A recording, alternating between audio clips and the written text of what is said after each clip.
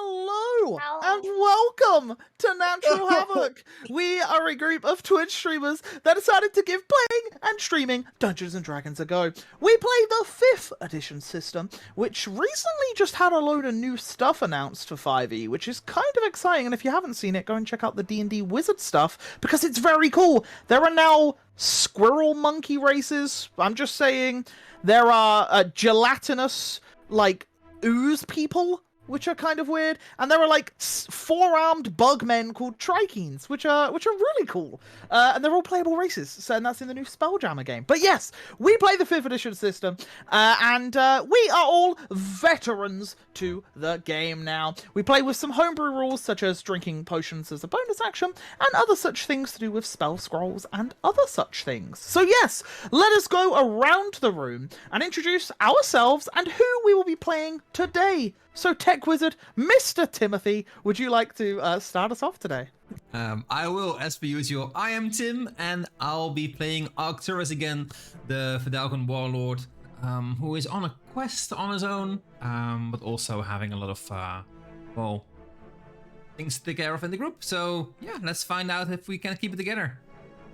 Awesome, and below Arcturus, we do have Eagle. However, he is not on cam today, but he is here in voice only. So, Eagle, would you like to introduce yourself and tell us who you're playing? What I'm doing today? I'm Eagle. I play the Andros Loxodon Elephant Man.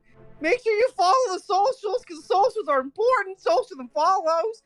And go join the Discord. We can talk to us every day. And follow and subscribe to the YouTube where you can. The sponsors of the day's stream, YouTube. Smitty, take it away. Okay, I am playing Maeve, a half-elf druid barbarian, and she has a little friend called Socks, who's a little sproutling. Yes, it's still the same amount of syllables. And yeah, I'm very excited. Do not forget to social those follows, the Instagram, the Twitter, the Discord, the YouTube, everything. Go make sure you check us out. Yes. Go schmake schmore. Go make schmore. Not a bad thing. You're right. And to the other side of the screen, Zeb, take it away. Yeah, I'm Agent Zeb. I sometimes upload the YouTubes and I post links and stuff. And I play Erhard, the wild magic sorcerer, who, I don't know, he just wants to help. Mostly until he is setting fire to a... No, we'll stop there. And above Zeb, we have Lan. Lan, take it away. Hello, my name is Lan, the female half of Team Logic, and I will be playing Shion as per usual, our resident diva warlock diva. I don't know what we agreed on, but yeah. I got a lot of stuff to do today, so looking forward to this. Let's go! We still at some point need to make a Diva Warlock an actual subclass for D&D, because I think that'd just be great. It'd be awesome. Diva Warlocks. Your patron is just like the divaest of divas as well. Your patron is money. Yeah. That'd work too. And I am Onion. I will be the Dungeon Master for today, as usual, where I get to play ravens, rats, cats, horses. What else have you spoke to which is really strange? Like a goat? Grognak? All sorts of weird animals, as well as I'm the doors, the walls, the grass, the ground, the sky, the clouds, and all the other bad monsties that these guys have to fight. So yeah, that is my job, and I'm the narrator, as I narrate what's going on and tell people what's happening. So, let's jump into the recap without further ado, and let's get on with it. Our last session began with the party asking the Council of Arkenvale for a little bit more time, for they still weren't sure whether they would agree to the Council's request. They agreed to wait until the next morning, where Eliash would then be healed, and they could ask her for specifics about the mission, before really agreeing to anything. The party went their separate ways that afternoon, with Shion and Andros heading back home to the house and locking themselves in their rooms, still angry about the argument that they had that morning. Arcturus wandered around the city, helping the citizens out wherever he could. Meanwhile, Maeve and Erhard went shopping, Maeve bought diamonds as well as recipes for healing potions, and Erhard bought a set of new cooking utensils, wanting to try out a new skill. When the party settled down over a quiet dinner, Erhard told the party of his past, saying that he had fled the circus because they enslaved people as well as magical creatures, and his friend had actually sacrificed herself to save him. As they pondered over all that had happened, the party eventually went to bed. All but Maeve, who pulled an all-nighter studying her earlier acquired recipes. Shion slept, clutching the orb, and like Arcturus before her, had a vision about what had happened to her loved ones.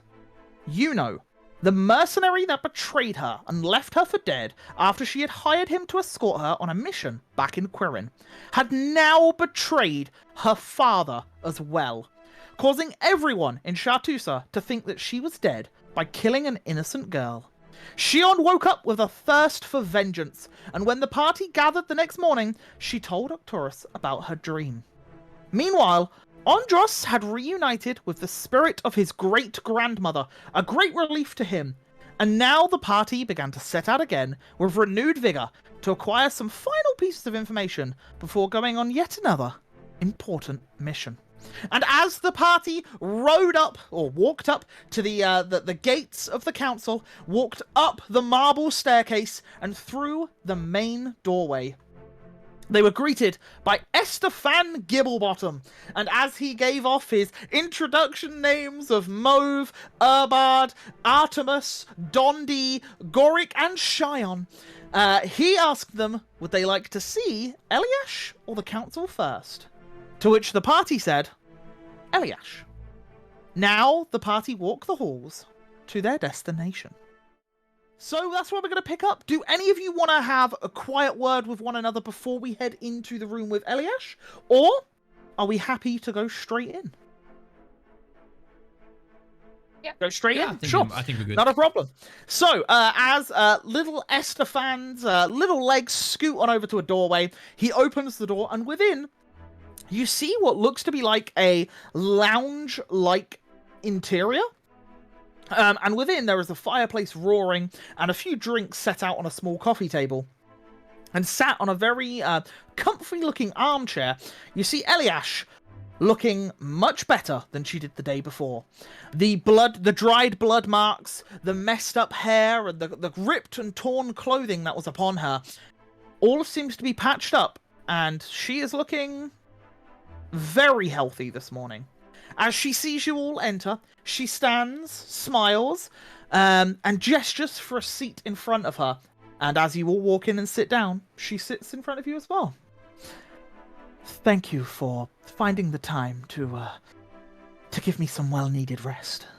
I understand that you all had questions about helping the council themselves. Anything that I can shed some light on? Yes, well, we don't want to jump into this without proper information. Understandable. I mean, I suppose you know all the details that we are supposed to go to cities in different lands. How and you can help us get there. I am, in fact, able to help you get to certain places, yes. Others I have not been. So you will have to find your own way there. I have been to 2 of the 4 regions within Arantis itself. I have been to the Elenasta forests, and I've also been to Craddock. My time in both of them has been limited, but I have been to both. 2 of which locations I can teleport you via a teleportation circle, which is a much easier spell to perform and doesn't drain me of as many resources. However, if you wish to go to a location I am unfamiliar of, you must know that there are dangers. Such as? Teleportation magic can be very fickle. If we try to traverse to an area of hazardous terrain which I am unaware of, and we go slightly off course, rather than landing on the outskirts of a city, we could end up in the middle of the ocean. Hence why I would rather avoid that. But as long as I have been there, or have an artifact from there, I can take you there. An artifact from there.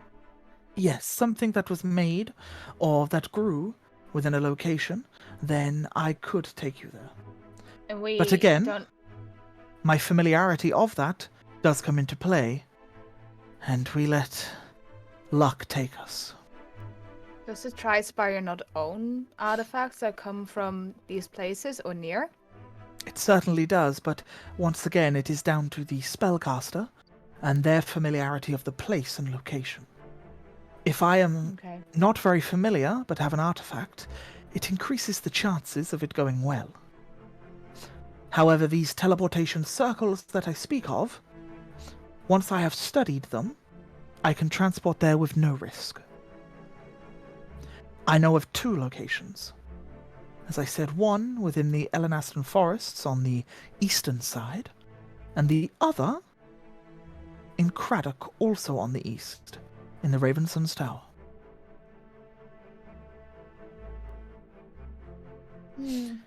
How long would Do you- travel be between other capitals? Well, the teleportation circle in Elenastar is a similar distance from both capitals of Elenastar itself and Kvok. So you could go to either one from that teleportation circle. The one in Craddock, you could use a transportation I personally am not very fond of, which is griffins. It is rather costly, but you would be able to ride griffins across the ocean to the capital. It may take a day or 2, and it would be very uncomfortable. I don't know, it sounds cool. Shion pulls a face. Sorry, I pull a face. I would love to do that. Do you I- have a recommendation on a route? Like what you think it would be best for us to go? Because we're all not very familiar with the area. I understand. I think the safest place to be, currently, is probably Craddock. Simply because many of the people there are warriors themselves. There is a great deal of knights and chivalry across the land. Many factions take pride in defending the locals of the land. Monsters are at an all-time low, due to the fact that so many are being killed. However, they do have their own dangers. Currently, their ships are locked within their harbours, and trade has been cut off due to a gigantic sea serpent that has laid rest in its bay. Craddock is a little unsure as how to deal with it. As I said, it has its knights, but wizards are not so much of a thing there. Spellcasting is not frowned upon, but there aren't as many spellcasters within their lands. Elenastar, on the other hand, is quite the opposite. Elenastar has a lot of druidic folk, as well as shamans and healers and such. And there is a school for wizardry there as well. But, as you may have heard, the city did once vanish. And there are rumors on the wind that a great spread of corruption is within those lands. Finally, there is Kvak that has troubles. Kvak is currently plagued with what they call the White Death.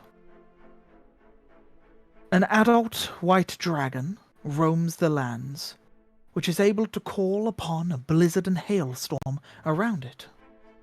The Kvakians are more nomadic folk. They travel. They do not settle down so much. There are 3 towns. There is the capital, and then a fishing port, and a mining town. But the rest of the people in Kvak travel around and set up camp wherever they need it. Finally, there is Zotish. Little is known, as they keep themselves to themselves. However, out of all of the northern regions, to my knowledge, they still have an alliance with Craddock. Therefore, if you can somehow get Craddock on your side, you may not need to even travel to Zotish itself.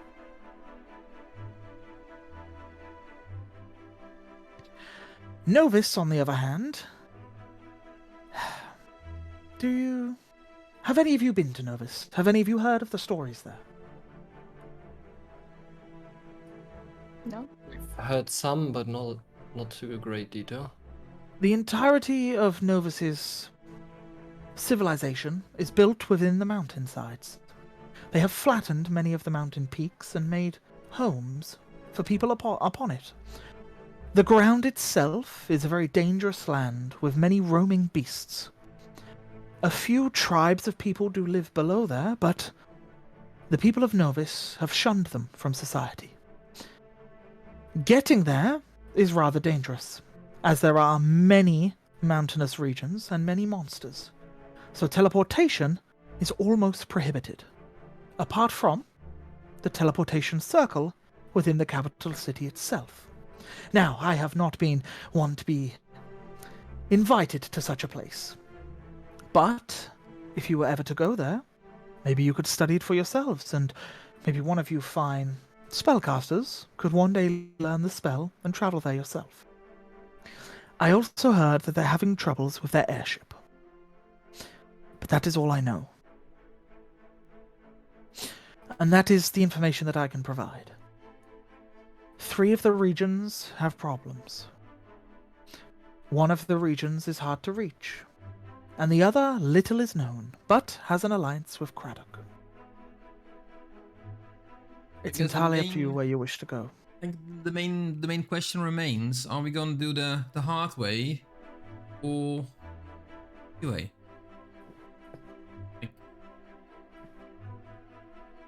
Maeve, you guys have been to, or practically came from there, right? From Elanesta. I came from a forest within it. You are correct. What I can tell you about it is very little. There was animals there, there was owl bears there. I fought some things, but nothing that we can't handle. But that's just my little area. I don't know where we're going. Yeah, like I'm also not familiar with the place at all. Like I've really just, I don't know. I didn't even know the area where I was when I came out of the Fae, or the Feywild. So yeah, I haven't really been able to learn a lot about the land there. Well, at least you guys know more about the place than I do. Indeed. Yeah. Personally, I feel Craddock sounds tempting, especially since our spellcasting could be very beneficial there. Not only that, if we get Craddock, we can get the other play the place at alliance with them too. 2 birds, 1 stone. So that we could, sounds good. Yeah, go on. if we did Craddock, and Craddock is aligned with Zotish. Zotish. Jotish, that's 2. Then we could go to Elanesta, and that's 3. Because I don't know about you guys, but a white dragon? It's not the That- place I want to go first. Let's That's do gonna be that difficult. last. Yes. Dragon, let's- that looks fascinating. Let's do read that. up on that. It's That just is- a dragon. There is one other thing.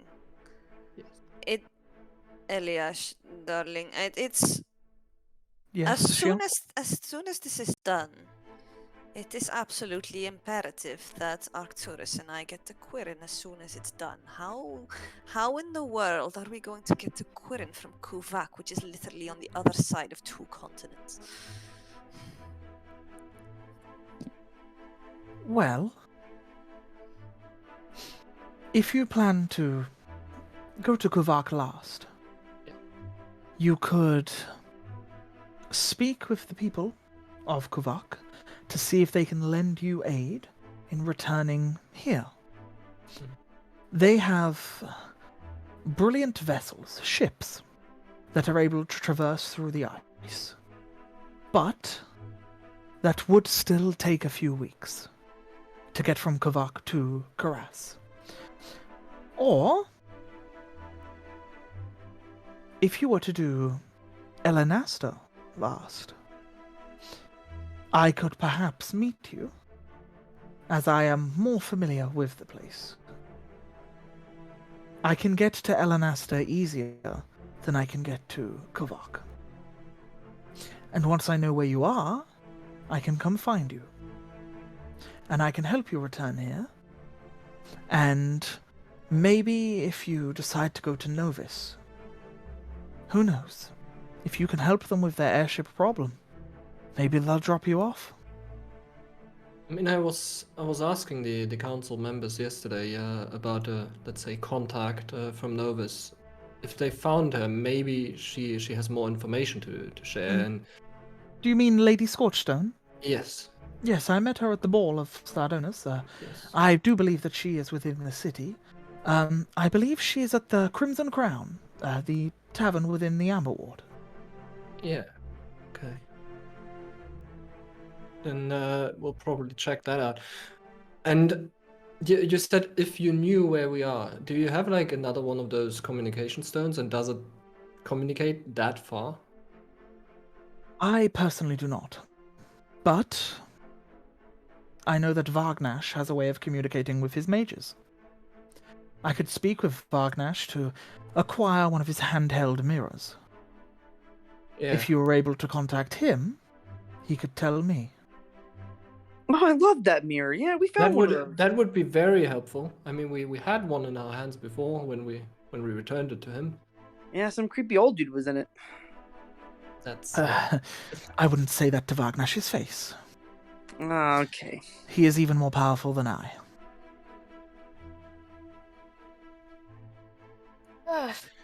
Okay. I the So council try- has. Sorry. The council has maps on most of these lands. Yes, the council have maps on Kuvak, on Elenasta, and on Craddock itself. All right. Okay. Maeve? So we're thinking Craddock first regardless? Seems Yeah. like the easiest solution. And It is, Craddock is therefore equals this Zotish. Sotish. So how Where long? where would it, is how long yeah. would it take us to go to Kuvak from Craddock? I assume. I mean, they are on the opposite sides of the continent. They are, but I believe Sir Drexel did mention that I had a personal goal. I too am to return to Craddock. That is where my personal task is, within the Ravensons Tower. If you manage to wrap things up before I leave, I would happily take you to the Elenaston forests. At least to the eastern border, near Kuvok. That would at least help you get around a little quicker. That should be what was the doable. name of the place you're going? Just so in case we get split up. In Craddock. In Craddock. The Ravensons Tower. It's actually the place where the teleportation circle is itself. Oh. But I have a few matters to attend to there. It is they call it the Tower of Healing. It is an apothecary and alchemists. It once belonged to a very old friend of mine, but unfortunately, quite a few years ago he passed away. Now it is in his name. His name was Killiker Ravenson. I'm sorry. So how long do you think it would take us if we are to wrap things up in Craddock in the time basically before you leave? You teleport us to Kuvak, we go or to Elenasta, and then from Kuvak we go to Elenasta by whatever means of transportation. And from there we might be able to get, well, to Shartusa. How long would all this take in general? Well, as you know, teleportation itself takes a matter of moments. Traveling from Ravensons Tower via Griffin, you could go to the port town and hire a small vessel to travel you across the water, or you could have a very uncomfortable 12-hour ride upon a griffin. It's entirely up to you. I would choose the boat. Also, once there, you would have to deal with some things. So getting to the capital, I would assume would take no more than 2 days at best. Once in the capital, you would have to get an audience, and depending on if they say yes or no, there may be some tasks that they ask you to accomplish before you do so.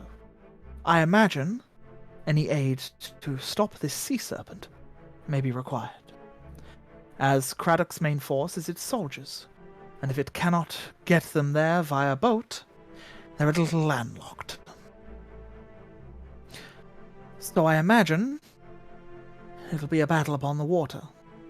Maybe upon a ship, or maybe beneath it. Wait, so we gotta battle some sea serpent now? I'm just Sounds big enough stating for you. of There's a lot of the ifs thing in that this. could happen. Well, of course there will be ifs and buts, but as Sir Drexel did say in the meeting yesterday, every place has its own trials and tribulations. A serpent known to be evil, chaotic.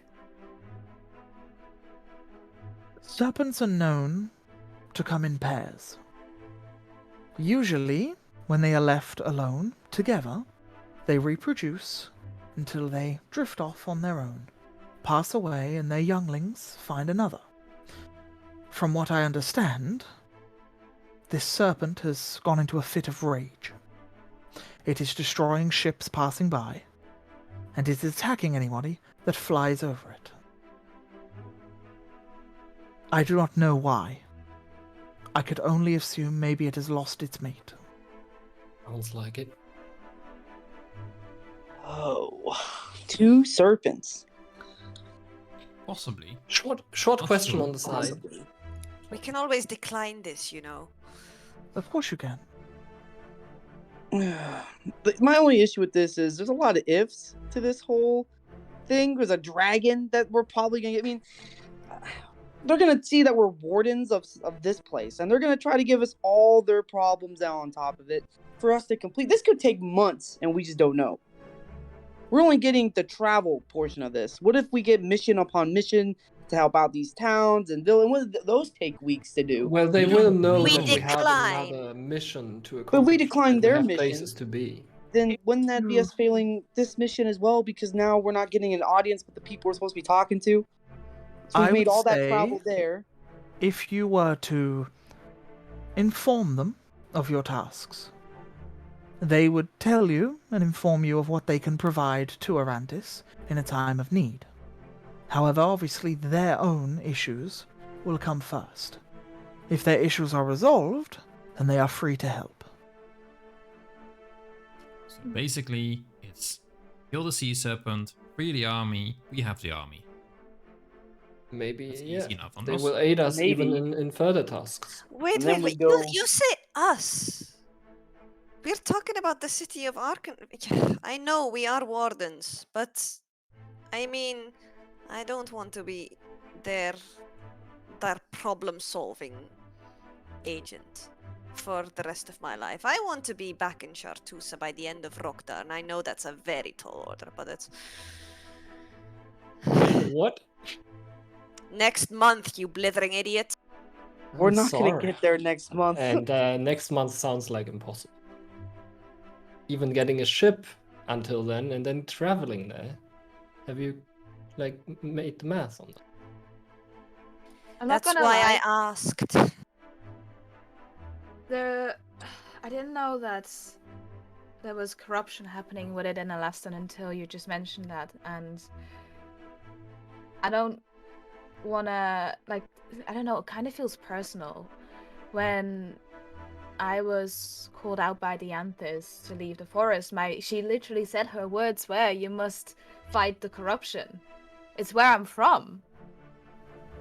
I know that it sounds like a side quest to you guys, but for me this sounds personal.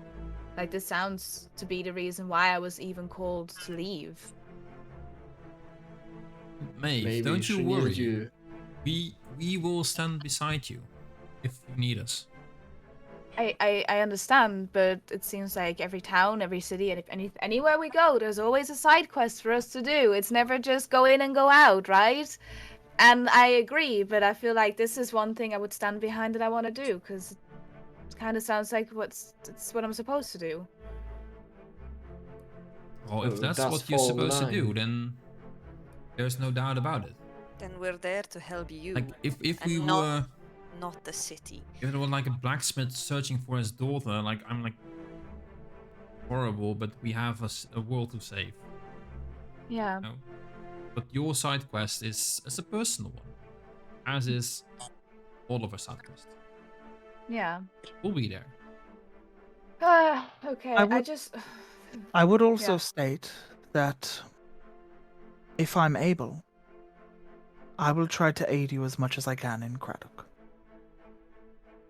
If it comes to a fight with this sea serpent, maybe I can assist. Right? Maybe we can just find its mate, and they can just go off together. Maybe there doesn't have to be a fight. I think that would most likely be the most beneficial.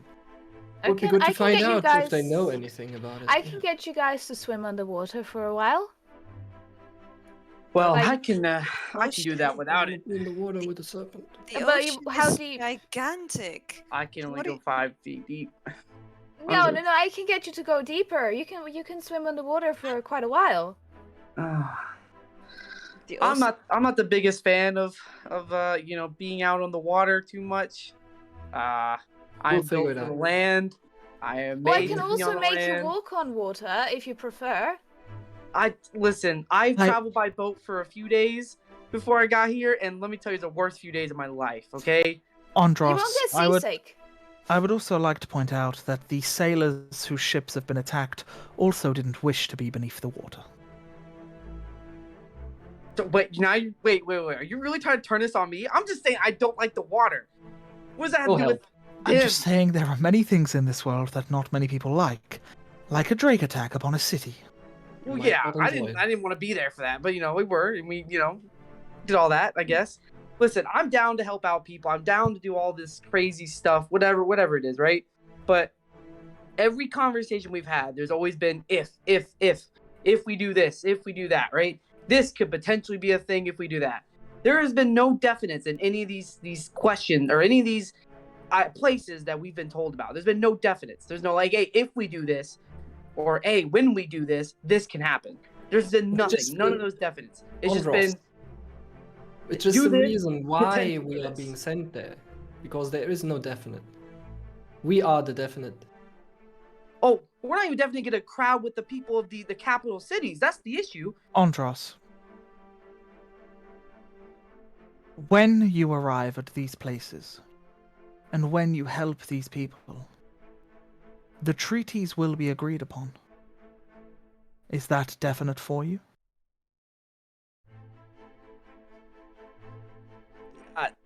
Whatever. It doesn't matter. Alright. On a side note, Eliash, you mentioned Ravensons. Are they Yes. related to the Ravensmart? Because coincidentally, we were there today. I do not believe so. I think the Ravenson is a separate family. I don't believe that share was the name. I don't believe that was their original name. I see. I think they changed it to it as part of a marketing ploy. Alright, was just curious. So are we doing this or not? If either way, we have very little time before Well, whatever this thing on We need to decide where we're gonna go first. our other quest consumes us. Is there anything I can help with that?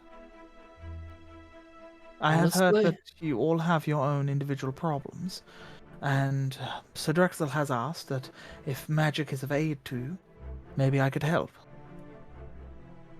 Well, unless you can find a way to put an evil curse and stop it from us from dying, then much obliged. But then A curse.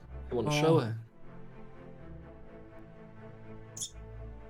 And yeah, you lift up the sleeve and reveal the tattoo. And at this point, you do see the sun on your arm with one thick chain across it. I have a Um, similar one. You do? Would you mind if I take a look? Yeah, sure. And I'll And show you mine. reveal yours, and you Yeah. see a moon with no chains. So yeah, the Right. quest, the quest of the orb requires us to bring the orb back to the one who demands it, one who is delivering to Sorry. him. Sorry, a quest of an orb? Lost. We have an orb. We have a quest. There's a magical artifact that needs to go somewhere. So, Quirin. to Quirin. Yes, it's why I'm so hard pressed to go back home. Very well. So you acquired this orb for a being that has cursed you. Pretty much. Pretty much, yes. Hoping they will be freed. Do you know what this being is? Something to do with fire. I have read up about it. We do not know much except that it's probably related to the elemental plane of fire. Maybe she knows the name. Interesting. His name is Malakesh. Not something that I have come across myself. Is there... Would you like me to try and find someone to research into it for you? That would be a great help. We already went to your library, but there's obviously only so many books that one can read in a few days. And there are many books on the elemental planes of fire, ice, water, and earth. Yes. But we have to ask Eliash for some discretion about the subject. I understand that it is a sensitive matter. I could inform some scholars to find up information on a fiery Malakesh. Yes. I will not tell them why. I will just tell them it's for my own research. Thank you. I'll see what I can find. And you said to Quirin, of all where- places. It's where we found them. So it's only natural Very well. that we need to bring it back there. We do not know what will happen should our time run out. But I think some haste is in order. Which is why we are so reluctant to take this quest to begin with, because traveling all across the world when you're meant to be somewhere else is defying fate. And did you both meet him at the same time? Yes. Surprisingly, yes. Interesting to see that only one chain has appeared on yours and none on the other. Surprising to say, we had more chains. And disappeared. One grew back. This orb we mentioned, the one who holds it, say if I hold it, my chains would disappear, but they would reappear on Arcturus. I am the most recent one to have held the orb, therefore I have less chains. We gave So it to it- Maeve. So it would appear that the individual that is cursing you is in somewhat of control of the amount of time that you have. And depending on which of you has the artifact, depends on who has more time. Is that is that a correct understanding? Yes, it's why we gave it to Maeve. So we Very both well. have at least an equal amount of time. That is interesting. That's very interesting. Well, very well. I will assist you the best I can. My tasks within Craddock are personal, but will not take me long. 5 days at most. I will postpone my task beyond that. And I will assist you in returning you to Elenasta shortly after, if that is the route that you wish to take. Very well. From there, as I said, Kovok is difficult. I do not know the landscape, I do not know it well, but hopefully with some enlightenment from maybe those of Elenasta near the border, maybe you could find out more information there. Actually, the teleportation circle that we are going to is to an old friend of mine, Elenasta himself. I haven't seen him for quite some time, I will state.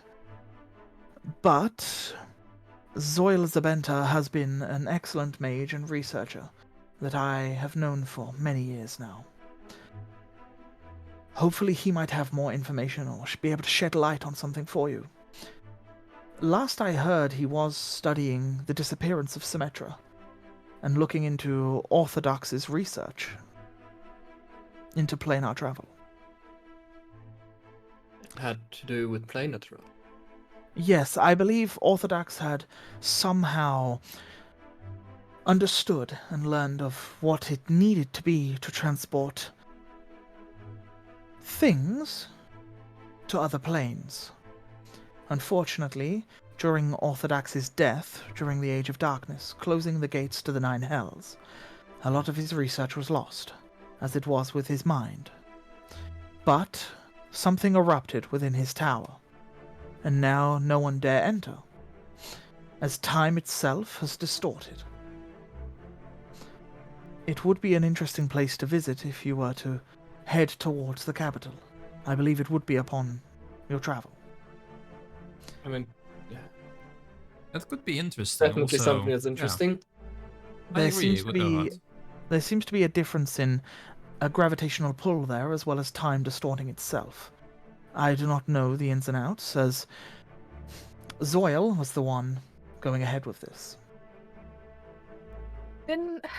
Wasn't it in one of the books I heard that it said that the Alanestan forest seemed to be the thinnest connection to the Feywild, which also has a Veil different is- time? yeah. The veil is thinner there, and Yes. I mean, he did, transport Symmetra, supposedly. So, And yeah, it He- would might make all come sense. together there. Yeah. Who knows, maybe Symmetra isn't truly lost. Maybe it's just deep within the Feywild. Seems like Yeah. he might have found a way to. But an entire didn't send city it. that is Sounds some impossible. power, yes.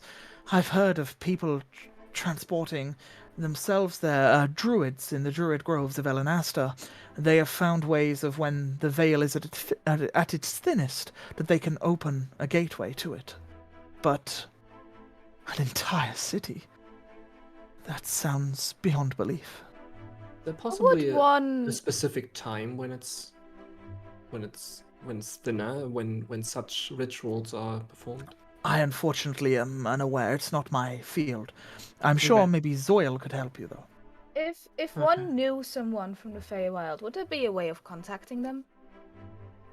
Your best bet is the sending spell, being able to communicate with them. On a different plane. On a different plane, They would be in the Feywild. right. The sending spell itself will not allow you to traverse planes. If you wish to speak with someone on another plane, your best bet would be go to it and then cast that spell. Yeah, okay. Well, no, I know someone from there. They teleported me out of there and back in. No, in there and out of there. You So maybe they could have. you know someone that is able to traverse the planes. Yes. That's how I got socks. Socks She, is like- from there too. She looks at Socks. I'll be honest, I didn't realize that thing was alive. You know, he's always eating. Right.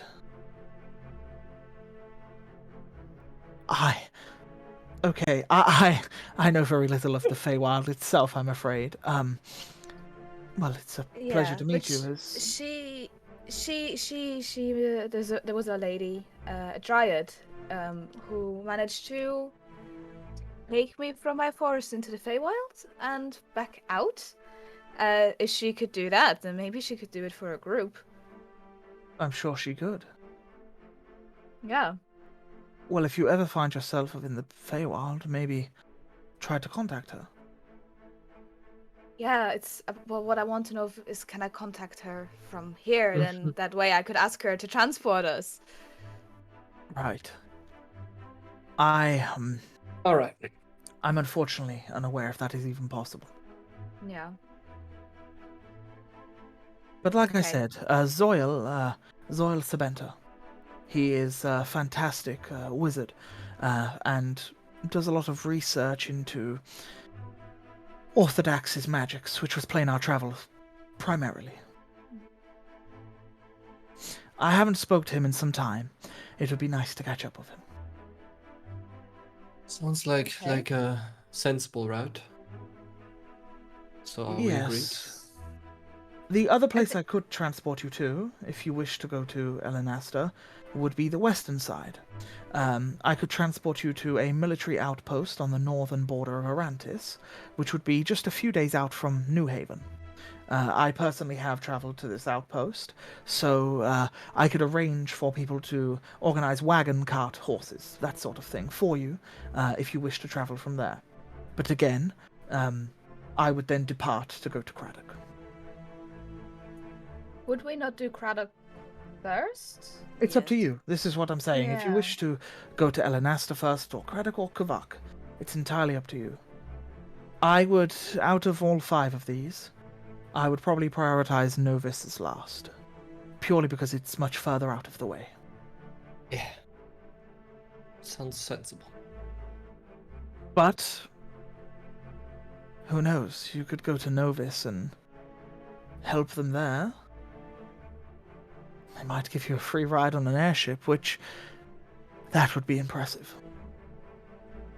The Iron Vortex hope so. taken to the skies. Hmm. So, that is the information that I can provide.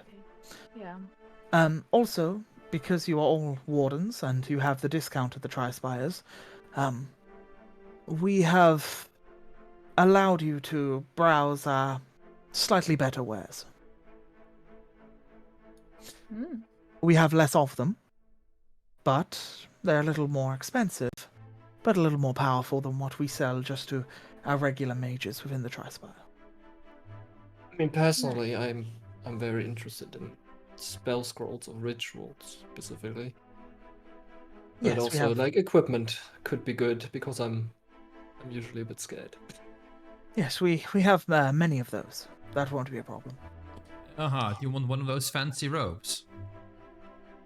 Well, not so sure. One of the Crimson Cloaks. They do come in handy. They certainly do. I do like my mirrors.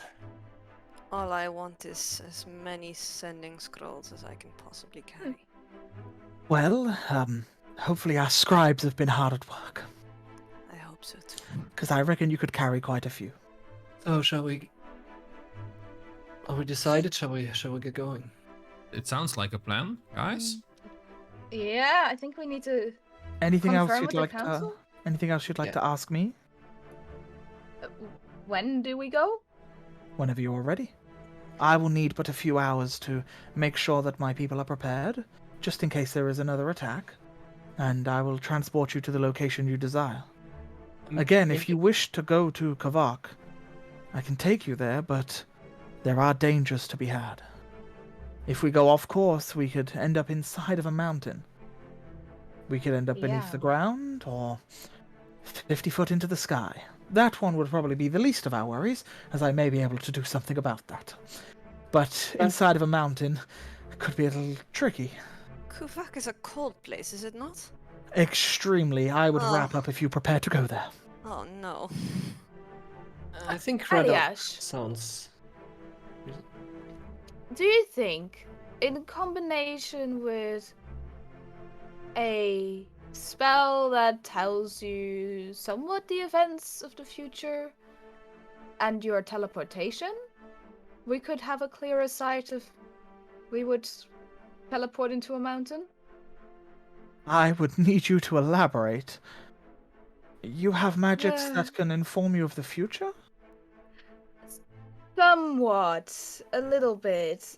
You know, there is a spell that takes some sticks and bones and some tokens like that, and you lie them out, and there is what it does. It just shows you, I think, whether the next 20 to 30 minutes are going to be good results or bad results. Like an omen of some sorts. Yeah, I think you in the spell book would call it augury. Yes, I do believe our divination wizards have such spells to get minor blimps of the future. Right. This one, I believe, is more of a good feeling or a bad feeling about what you're about to do. However, the vagueness of that is... Well, it could be good that you are excited that you're heading to the location, but it could also be bad because you're hurtling towards a mountain at 100 miles per hour straight into a Right. spike. Okay, so it's Or it probably could not. be bad that you land and stub your toe. Like, I really don't know the extent of what information it provides, but it's worth a shot.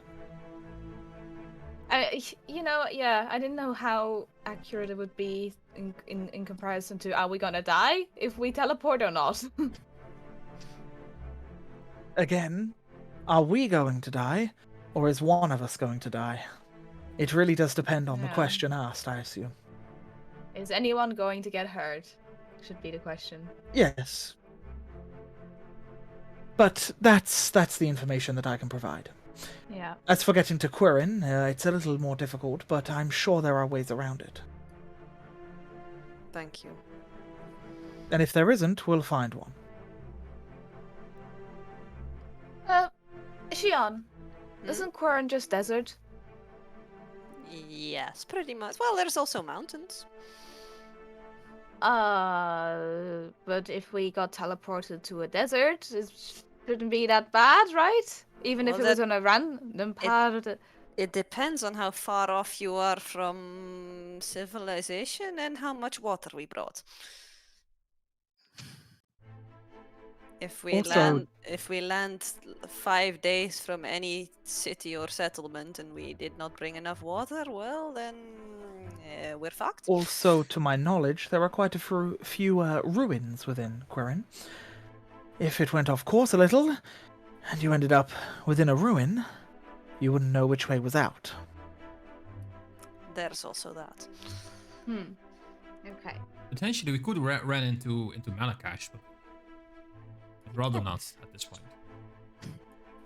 From what you've told me, I would rather not as well. Although I trust completely in my own abilities, I would rather not deal with someone that curses people with a task which is life or death. Fair enough. Right, well, You said if we If- had any other questions. yes, by all means. I mean, it's really just minor, but if you have anyone in the Trispire you can point me to for certain books or at least topics, but other than that, I mean, I can probably just inquire there anyway. If you are asking for specific pieces of information, due to you being wardens and the privileges you have now been given, we can peel off a few scholars to collect as many books as you need. Alright. Obviously, depending on the topic, the more books you could find. Well, we'll try my luck, I guess, when we get there. Very well. Well, if that is all, if there are no more questions, Andros, you've been awfully quiet. Is there anything you wish to ask? No, nothing here. Any more Just- if, buts, or maybes? No if, buts, or maybes. Just, our conversation later. Yes. Would you like to speak to me in private now? And private doesn't need to be private. I think the whole party deserves to at least, think about this. I'll then pull out the scarab and I'll show it to her. Where do you pull it out from? Where it's on me. So I put it back after our argument. So I'll pull it out that way where I last saw it, which is Mhm. where this. Yeah, so I'll pull it out that way. And it's Yeah, kind of show yeah, it. it's there, but as you pull it there. out, the party would see where you pull it out from. Yep. I facepalm. Yeah, and I'll show it to her, and I'll just start like explaining how it spoke to me one night, how it's like how it did speak to me, tell me it can grant me power, stuff of that nature. I'll kind of explain the whole item to her. Well, you all certainly seem to have a lot going on. Do you mention her name, Andros? Yes, I do. Okay. I'm fully honest about it. I know very little of Fortis. I also am unaware of the Scarlet Scarab itself, but if you wish, I could get scholars to research it for me. I would absolutely love that. Very well, I will do as you ask. Now, would you like to attend the council chambers? Yeah. I guess. Very well. I will accompany you. And she stands up, walks over to the door, and as she pushes the door open, you hear, like, the door hit something. And then you see Estefan come round the back of the door, as he was waiting for you a little too close to the door, and the door's, like, hit him in the face as it's opened. And he, like, stands there, and he's like, "Oh, Eliush, I'm glad to see you. Oh, that really hurt. Are you ready to see the council? Oh... yes, Estefan, if you would like to lead us towards them." And Estefan starts leading you down the corridor towards the same boardroom, meeting room-esque area. And as you step through, you see the whole council there. None of the Tri-Spire wizards are there, and Henry Weston isn't there this time. But as you step through, you are seated. Estefan brings round glasses of water for everyone. And Eliash also sits beside you all as well. Thank you, SDN. It's Estefan, friend.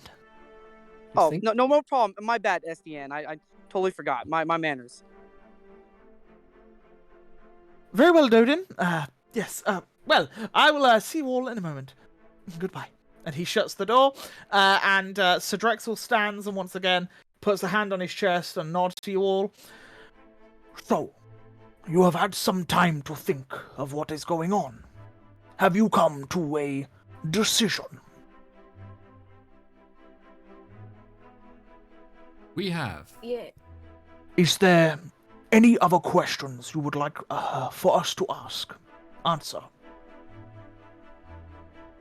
It's still early. He wipes his eyes. Only that haste is in order. I can understand that.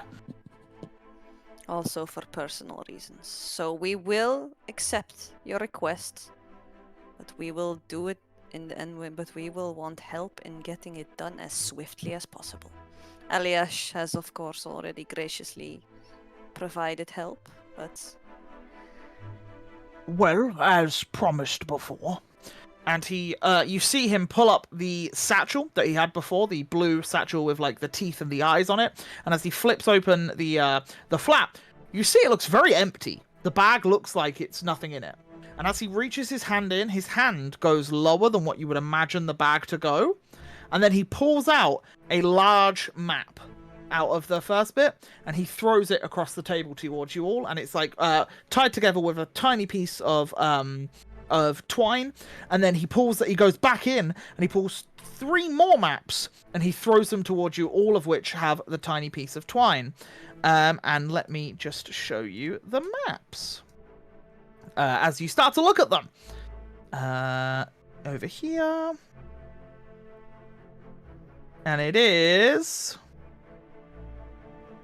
This is revealed to you, which is the parchment map of Veritas as a whole. It is the entirety of Veritas as one big open map.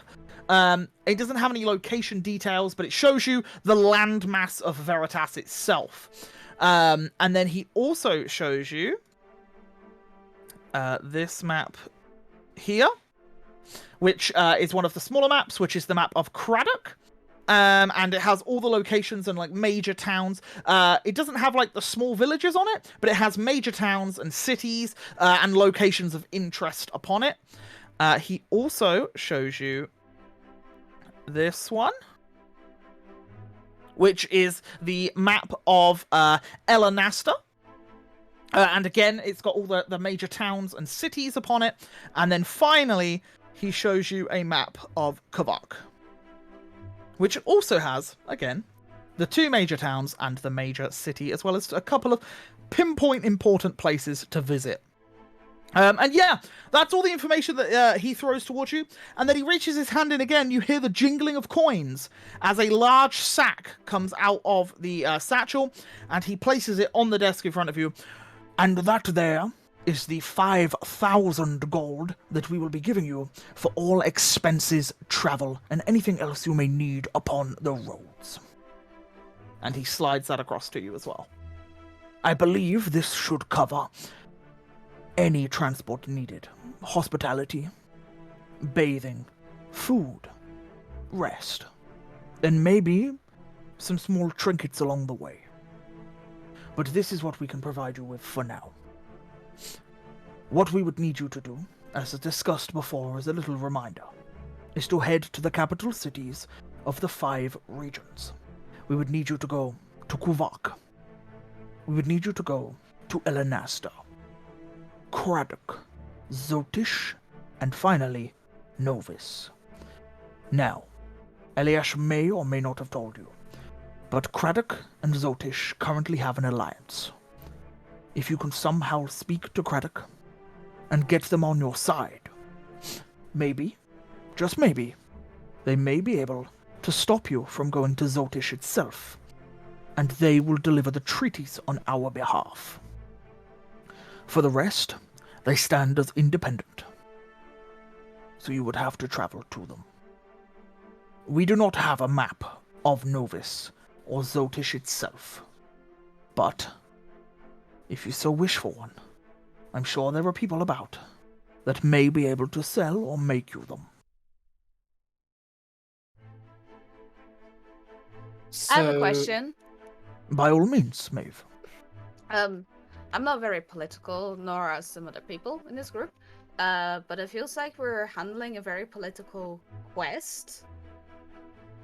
What do we say? We are the Wardens of Arkenvale, and I don't know if that's a dumb question, but...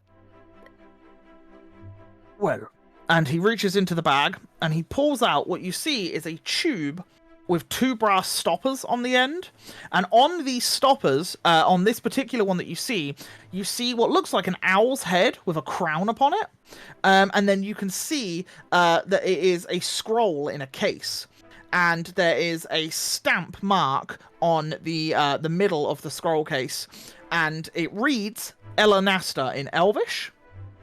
And he says, with these here scroll cases, if you arrive at the city and speak to any official, you inform them that you are here on behalf of Arantis. Showing them this seal will grant an audience with the leaders of the city. From there, you will explain our plight.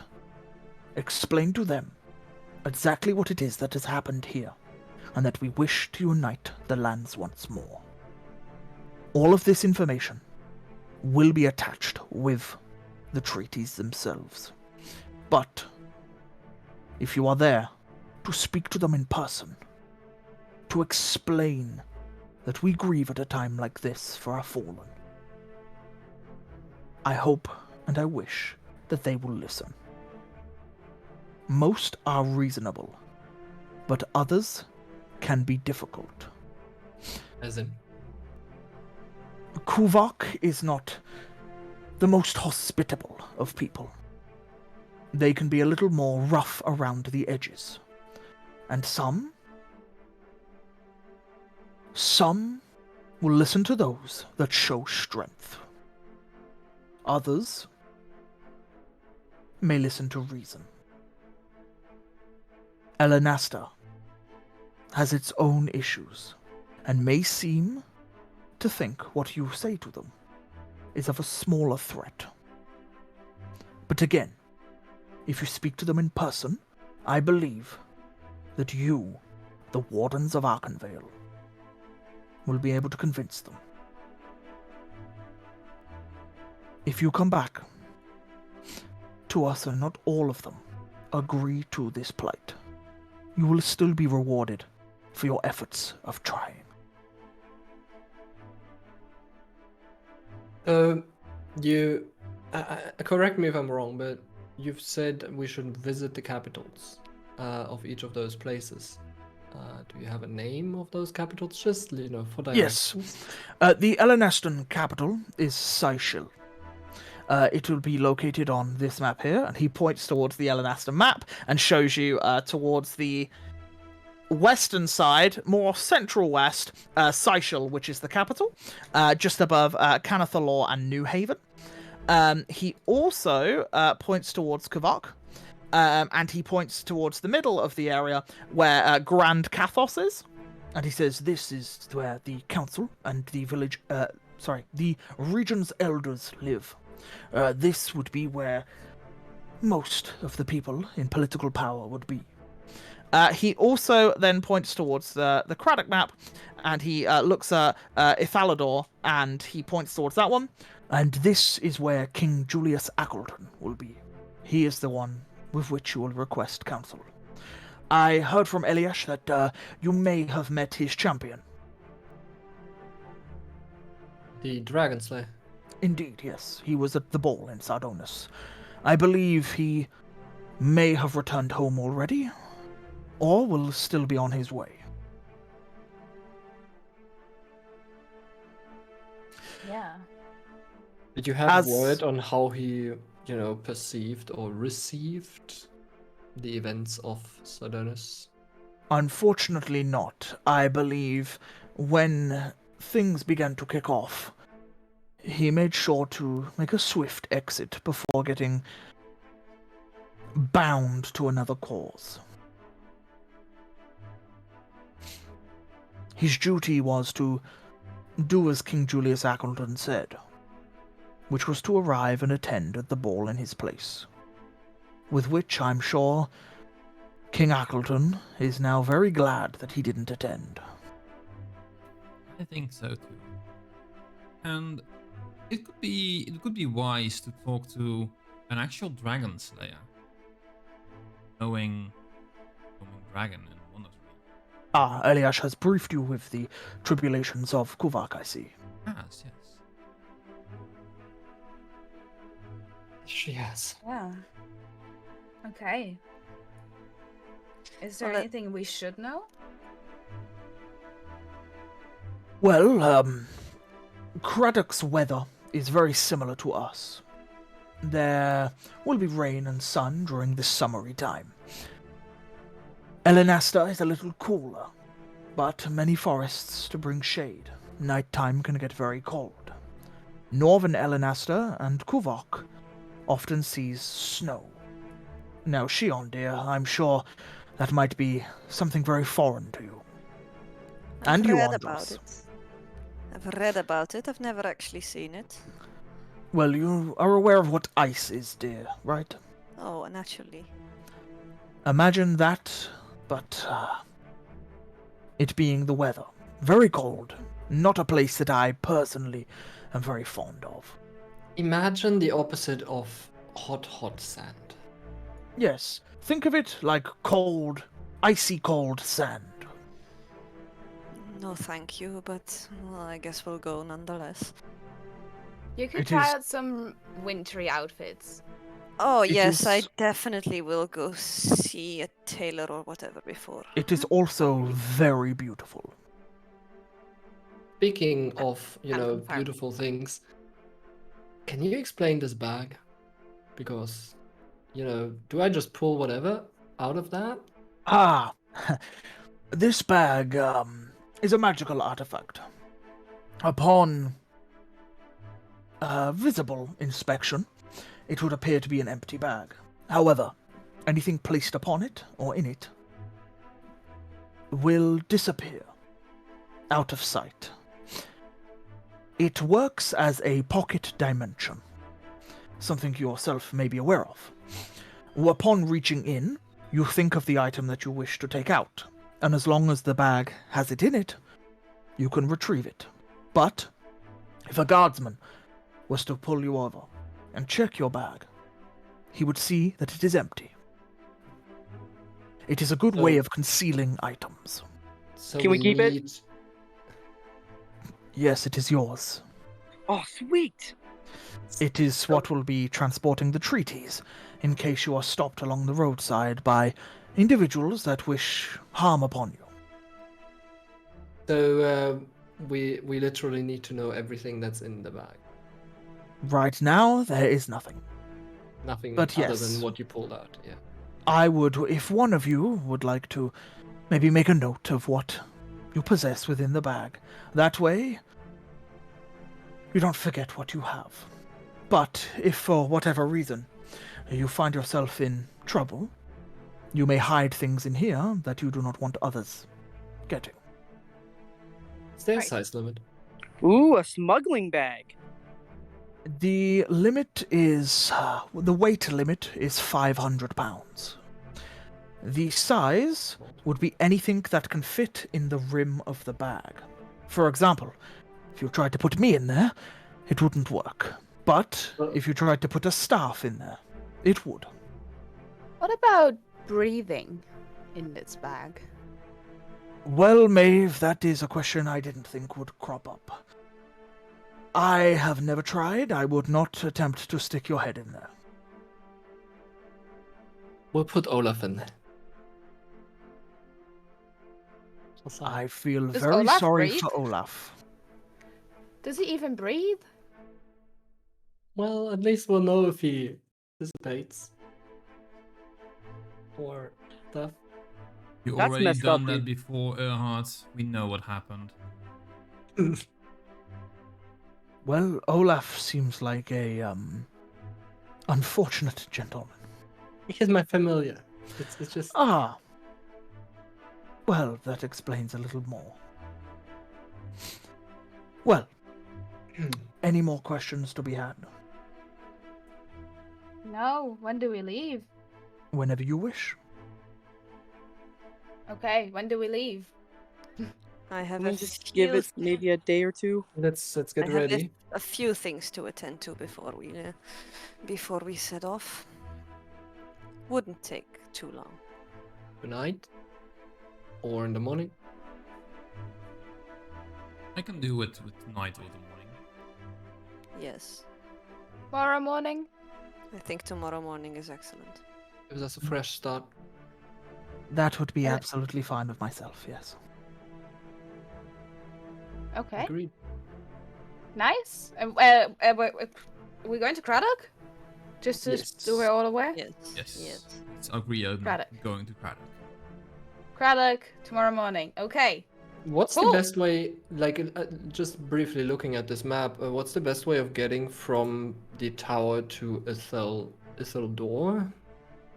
Well, as mentioned previously, they have a Griffin Oh, that. Griffin Rentals.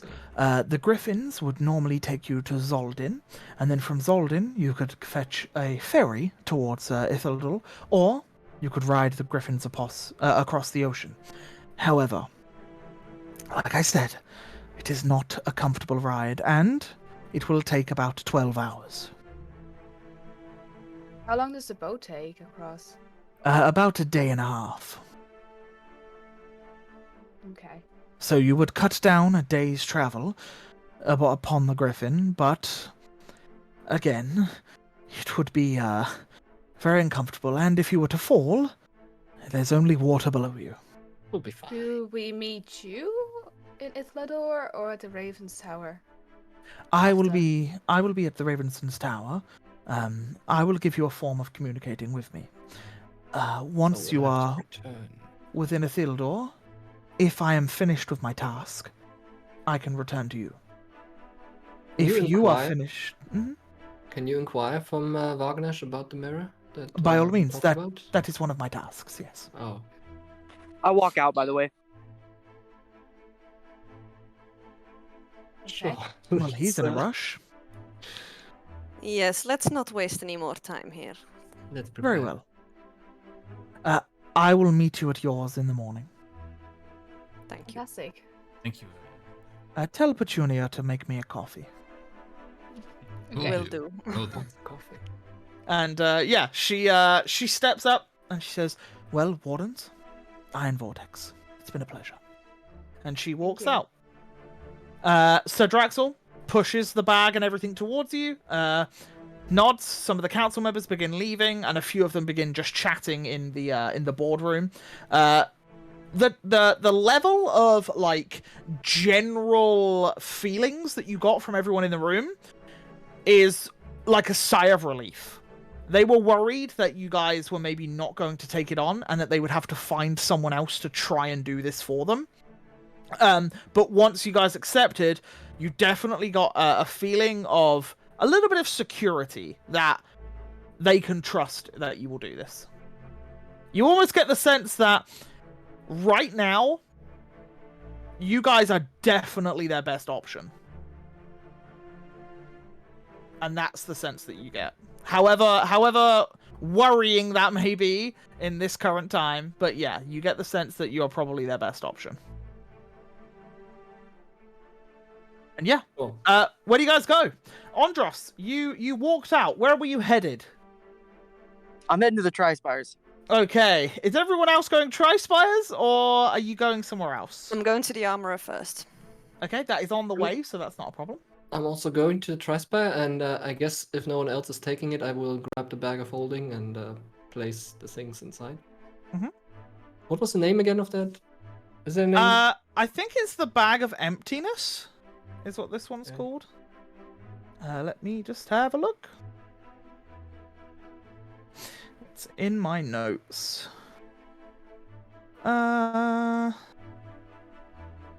Yeah, call it the Bag of Emptiness for now, and I will. Yeah. I'll tell you exactly what's in it at the break when we cut to that in like 20 minutes. Okay, yeah. So, you guys start heading towards there. Arcturus and Maeve, are you both heading towards Tri-Spires and / Armory? I'm going to quickly run to the King's Sleeves Mhm. and then go to the Tri-Spire just to get a herbalism kit. Not a problem. Yeah, we'll come to you in a second when Yeah. we do the Armory. How do you go somewhere else? Before I leave, can I ask I don't know, someone at the council about, like, I asked about the Lady Scorchstone.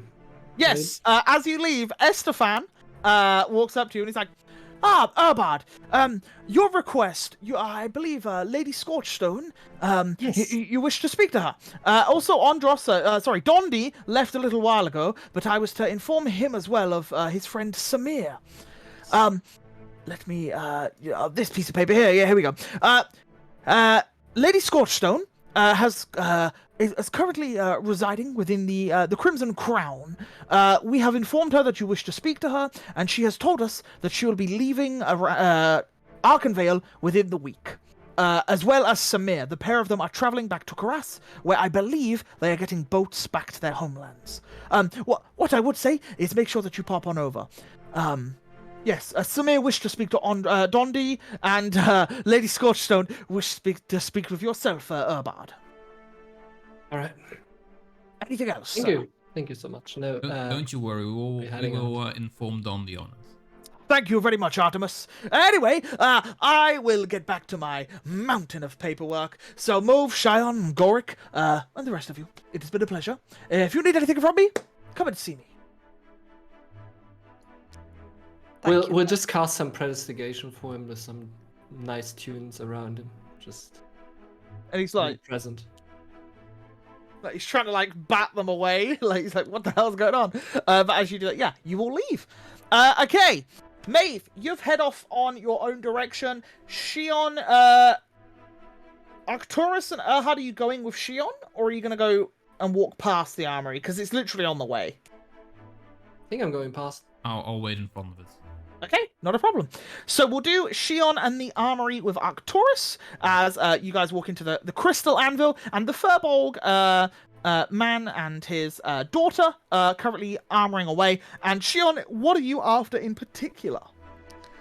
Half plate, and particularly of the fur-lined variety, so that I'll stay nice and warm. Okay, so some half-plate fur-lined variety. Let's take a quick little look at what the price would be here. So, yeah, that's not a problem. Calculator. So that is that plus Also- that. Also, it needs to look a bit pretty, so it's probably cost a little bit extra. Okay, I'll add another 25 gold on for Yeah, prettiness. Yeah. yeah. Yeah, okay, sure. And then minus 10%, so that is 720 gold pieces for half plate, which is fur-lined, and you have a little input on the design of what it looks like. But it is literally, it is like a breastplate that, like, with a pauldron, and well, you can have one or two, it's up to you. And then it is like a shorter, like, piece for the legs that, but just to kind of protect you. It's not the full leg length armor walking like a suit of armor. It's No. basically, yeah, it's cut into a nicer variety for you. 725, yeah. 720 gold. 720. You can keep the 5. Yeah, no, I'll just pay. I'm not used to haggling, so like, Yeah. oh yeah, sure. Yeah, awesome. Yeah, and that is, yeah, that's that. Make sure that you mark off the gold and then add half plate to your sheet. If not, I'll do it at the break. It's not a problem. Okay, is that all that you want to buy, or is there anything else? I mean, I take it for a warmer dress and a pair of boots. I need to go to the tailor. Okay, so Yeah. you're gonna head to the tailor next or later?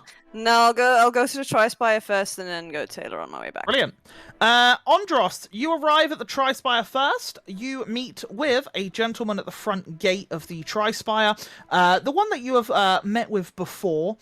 He does let you in, not a problem. And as you head on through, Wilson takes you towards the library and the quartermasters where you once were. As Erhard comes running up to the gate just after, and he lets Erhard in as well. So we'll say you two go in together. Is there anything in particular you two want to do, or are we good to wait for Shion and Arcturus to be there as well, and then all 4 of you can do your stuff? Other than making sure they're actually looking for the books of the Scarab, Yep. that's about it. I'll wait for the others. Okay, cool. Erhard, you good to wait for the others as well? I guess I will just have a look at like if there's any like a clerk or something, and just already like tell them like I would like to. Well, I go to the counter or something and tell her, him, whatever, and yeah, I'm looking for some specific books because we're going out into the unknown essentially, and I would like to try and find information.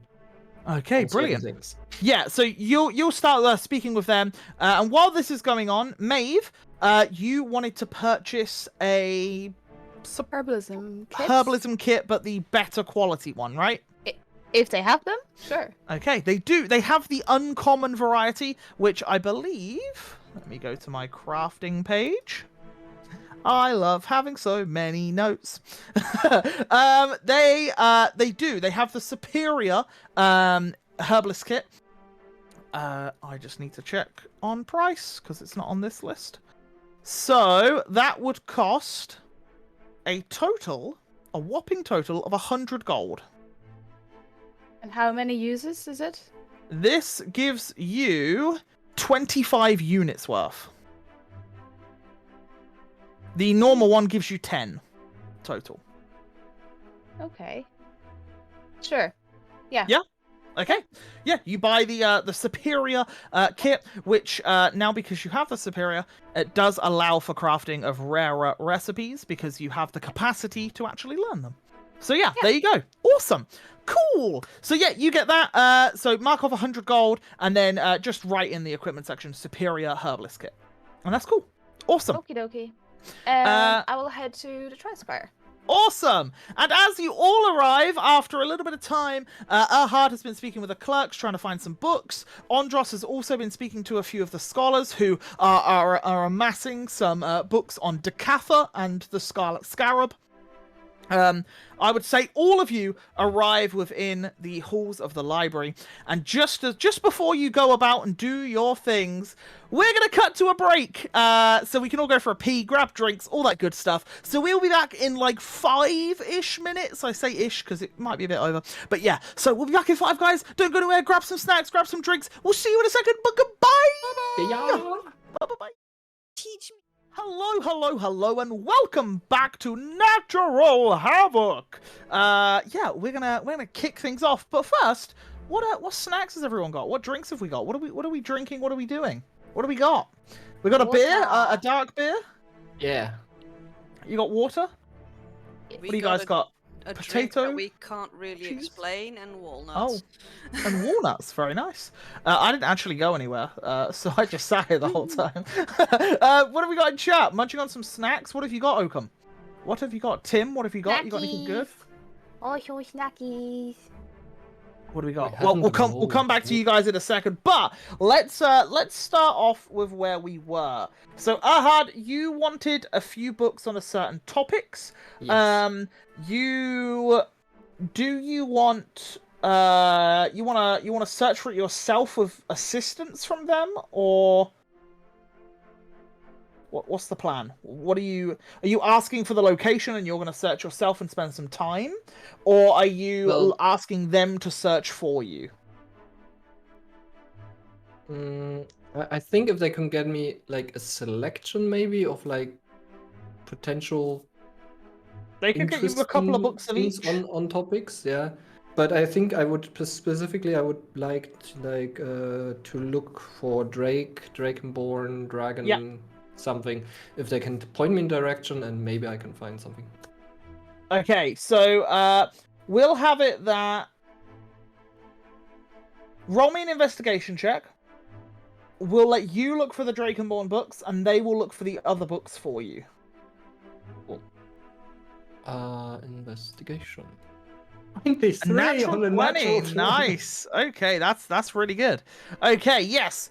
You get pointed in the right direction for events that happened quite a few years ago with certain calamities that did happen, and you do find you don't find too much on Dragonborn themselves. You find a few articles posted about the sort of people that they were, which dates back a couple of 100 years, which you know to be before the Jagged Peaks accident. You do find that this piece of information indicates that they are a very loyal and very tribalistic tribe of people that live amongst the Jagged Peaks. You do know that there are various occasions where they have interacted with people from Craddock, where they have interacted with people of Arantis, and where they have been spotted towards the south near the Jumanji, not Jumanji, I can't think of the word. Near the jungles to the south, as well as Quirin. I'll tell you the jungles in a second. Kajami jungles. Kajami, thank you. I don't know why I had Jumanji stuck in my head. Welcome to Jumanji. The Kajami jungles, thank you. And Quirin. Usually, they don't tend to be hostile, but they are quite often accompanied by a companion, which would be a drake. Most of them are drake riders, some of which are not.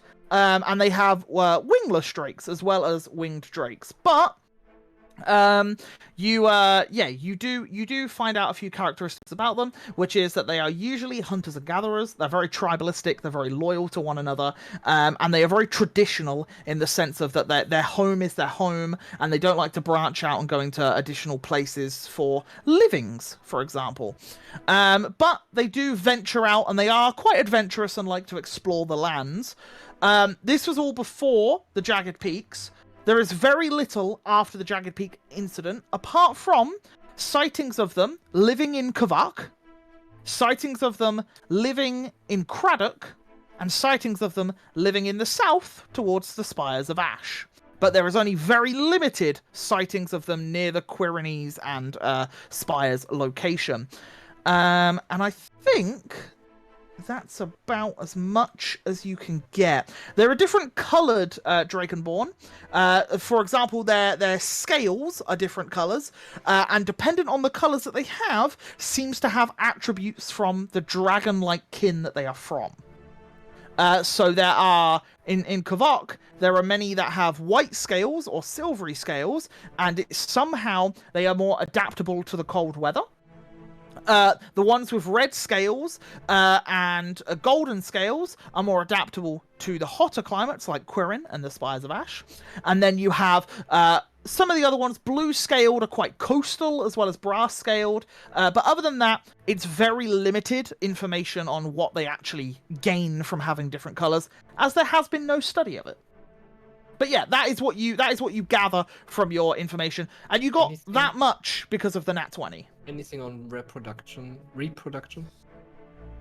At all? There isn't anything on how they reproduce, but there is information on many different races of Dragonborn. So Gnomish Dragonborn, Goliath Dragonborn. There is many different sightings of different races being Dragonborn, but what that means you don't know.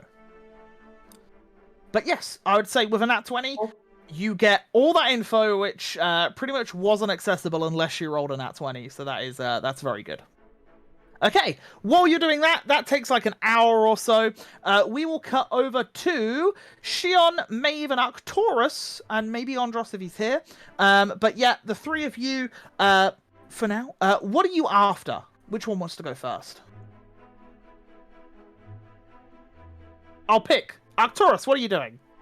Not looking for anything in particular, but I was intrigued by Elias talking about getting us the finer stuff. Yeah, so some additional wares. Yeah, so I just want to know if there's anything useful for me or for us. Very well. But I'm not looking at anything particular. Then I will say that all of you hear this so that I don't have to repeat it. You guys are given access to some of the better equipment. The current equipment that you already had access to, majority of it is still here. For example, the Feathers of the Jagged Peaks, which was the feather-like crown that allowed you to cast Featherfall by just pulling off a feather, and it allows you to cast it on yourself, so if you're falling, you're basically safe. And they have 6 feathers in it, and that was 450 gold.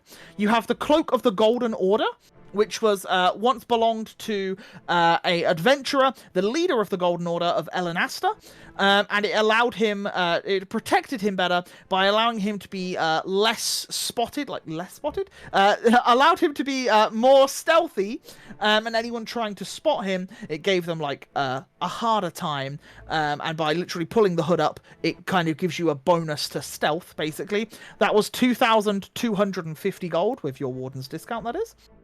There were 2 Crimson Cloaks left, which give you a little boost to your armor. There was Kalir's Shelter, which was a ring that allowed a tiny creature to hide inside of and was fully protected, and they could see out of it. There was the Ironwood Wand, which there was 4 of them, Kalir's Shelter was 1,800, the Cloak was 1,350. And the wand is 450 gold, and it basically just gives you a little bonus to spell casting.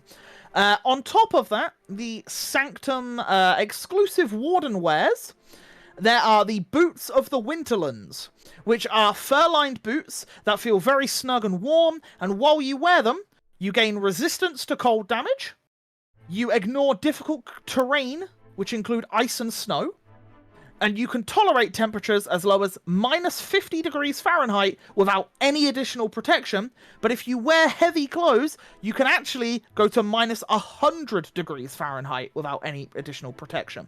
So they are very warm, snug boots that basically bolster your immune system to coldness. They are worth 2,180 gold coins. Next is the Glove of Bonding. It is a singular glove. It is a dark leather glove that stretches to the size of the user when attuned, and this glove has 2 thin metal bars that go between the finger and the thumb and cross over like a cross. And basically, it allows you to bond with a weapon of your choice, and when you throw that weapon, you can use a free action to command it to appear back in your hand. So it's basically like a returning, like if you had a dagger, or if you had like a javelin, you could throw the javelin and then it would return, but it takes time to bond that one weapon with that glove. And you can only return it to your hand if you have a free hand. Next is the Necklace of Adaptation. The glove was 1,350. The Necklace of Adaptation is a necklace that allows you to breathe normally in any environment.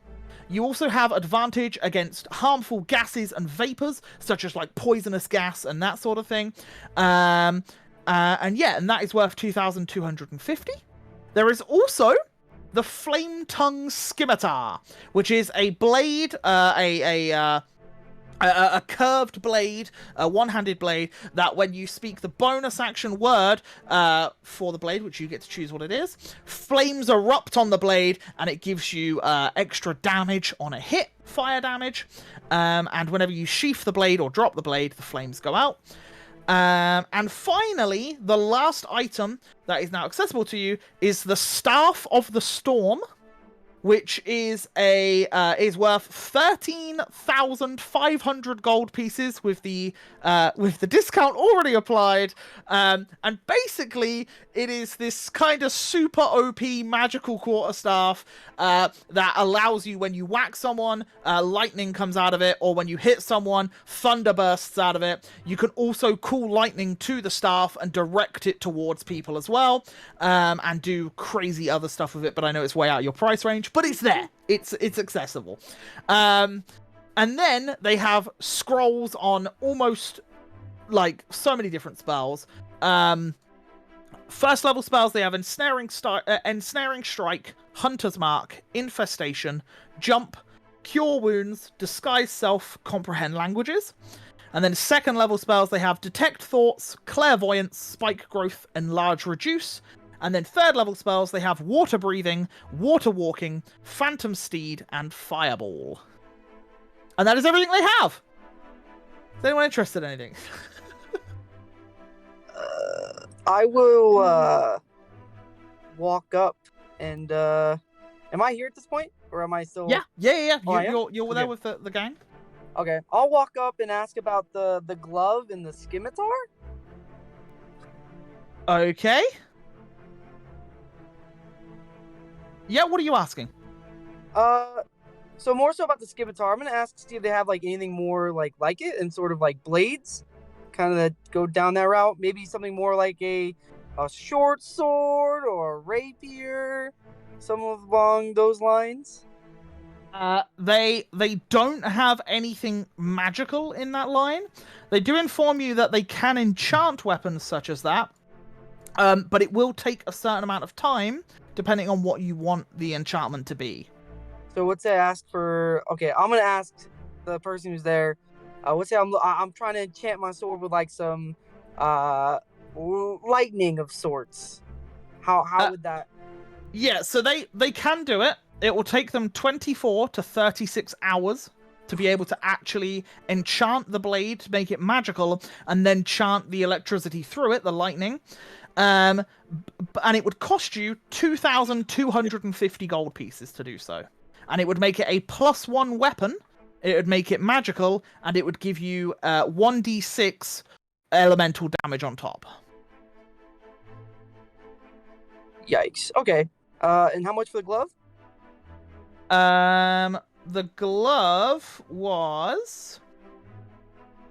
Where's it Oh, gone? 300, I believe. 50. 1,350 gold. Okay. I'm gonna pull out the Dawn shards at this point, Okay. and I'm gonna present them to the person at the desk. How much can I get for these shards? The woman at the desk looks very shocked upon you revealing some Dawn shards. We'll roleplay the scene for a second, just to see how this goes. Dear, where did you find such a thing? Would you mind if I took a closer inspection upon them? You can inspect them, of course. I'm from Fortis, where I live near an area where these were kind of found easily, and I just kept 3 for myself. Right. She takes one of the Dawn shards. She pulls up a monocle and starts to look at it closely. And you can start to see the monocle glow like a purplish in color, and the lens goes like a deep dark blue, as she seems to be identifying the magical properties of the Dawn shards themselves. And as she does, she places it back down. Dawn shards would be worth in this part, I think around 1,000 gold each. Okay, 1,000 gold. So, let's see. if I wanted to turn these into you for maybe I'll take out my white tusk blade and I'll set it down. Let's say I want to enchant this weapon, but I'm leaving for a while, like tomorrow. So I don't think I'll be able to come back for this weapon. If I do leave it in the care of getting it enchanted, or maybe add some magical properties to it. So let's say how much was that scimitar again? The Scimitar is 3,600 gold. Okay, and how much would it cost me to enchant put magical properties in my white tusk blade? That would be 2,250 gold to make it a magical blade with whichever element you choose. And you say it will take 24 to 36 hours. Yes, You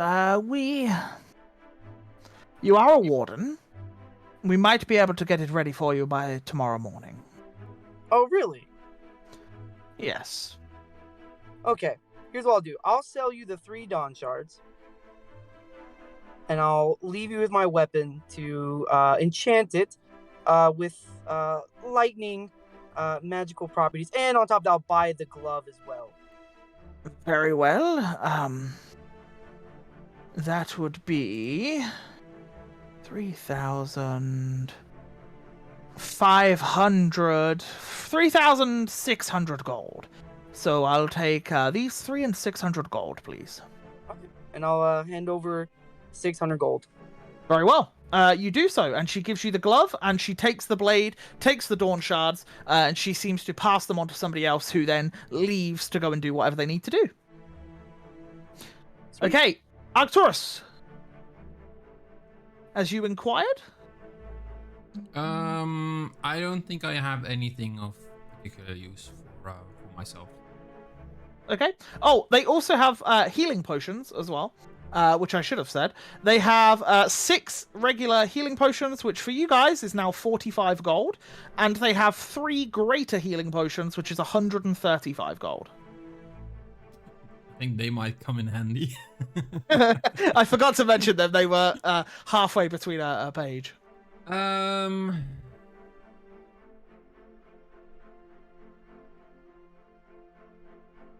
Yeah, I'll buy 2 normal and 1 And one of the larger ones, yeah? Yeah. 225 gold, and put it on your sheet. No worries. Okay, Maeve or Shion? My eyes would have peaked. My ears, when there was mention of a ring for a certain little member. Mm-hmm. It is 1,800 gold. Right. I would ask, is it need a tuning? This ring doesn't need a tuning. The glove does, that Andros has bought, but the ring itself doesn't need a tuning. Okay. And the creature, would they be able to go in and out as they please, or is it a thing that I do, or? Whoever wears the ring, can control who goes into it, and then you have to release the creature. It can't release itself of its own free will. And they are within there. They have food, water. Yes, oxygen, food, and water is provided within. It is a little safe space for them, and for them, it's a bigger space than what the ring actually is. So it's kind of like Erhard's dome. It's like a semicircle of protection that they can see out of, and they can see everything outside of it. And only small creatures can go into it? Tiny. Because Galoin technically counts as small, but Galoin cannot go inside the ring. Okay. No, but Socks could. A cat, Socks, Olaf, Kada, that sort of size creatures. Okay. Yeah. Okay. Yeah. I'll take it. Okay, that's 1,800 gold. Yeah. Brilliant. The shopping episode. Let's go shopping. Okay, brilliant. That is that. Let me just mark off what has been sold, because there's only certain selection of them. Shion, has anything piqued your... Oh, you asked for sending scrolls. They do have sending scrolls. They would have them. I just forgot to put it on the list. And how much are they right now with our little discount? With your discount, they are 225 gold each. 10% discount. I have 5. You buy 5? Yes. Okay. I got something planned. Okay, that is 1,125 gold then, please, Shion. Yes. And you get 5 sending scrolls. I'll And I'm going to also- say that out of sending scrolls.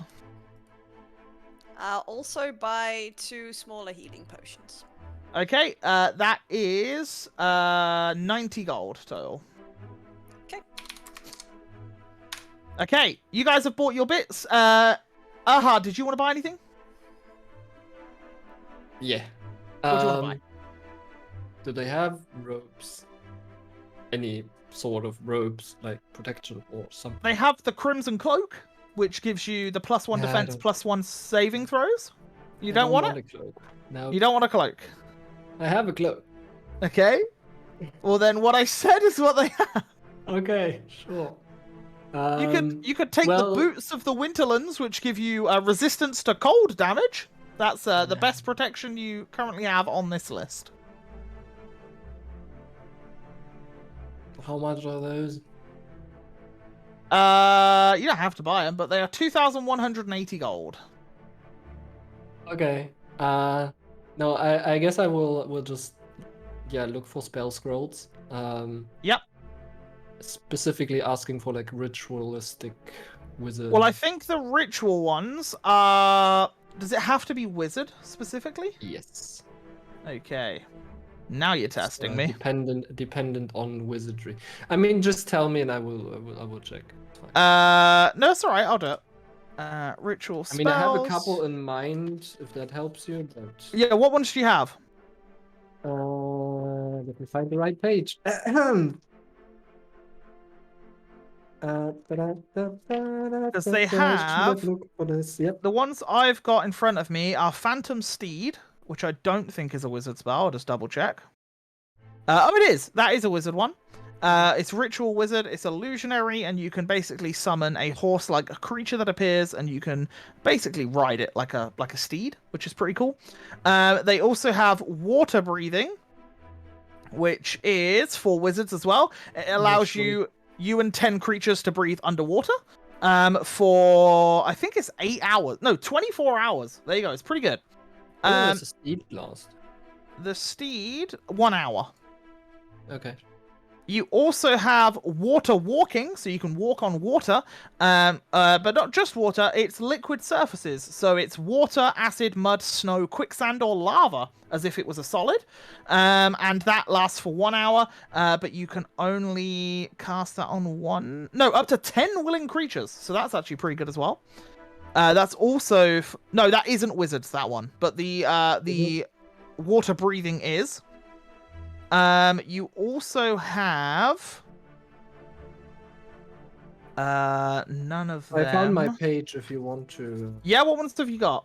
So I once wrote down things like detect magic, alarm, and comprehend languages. If But those you are want... level 1 rituals. Yeah, if you want them, they are 45 gold each. They can get them wrote up for you.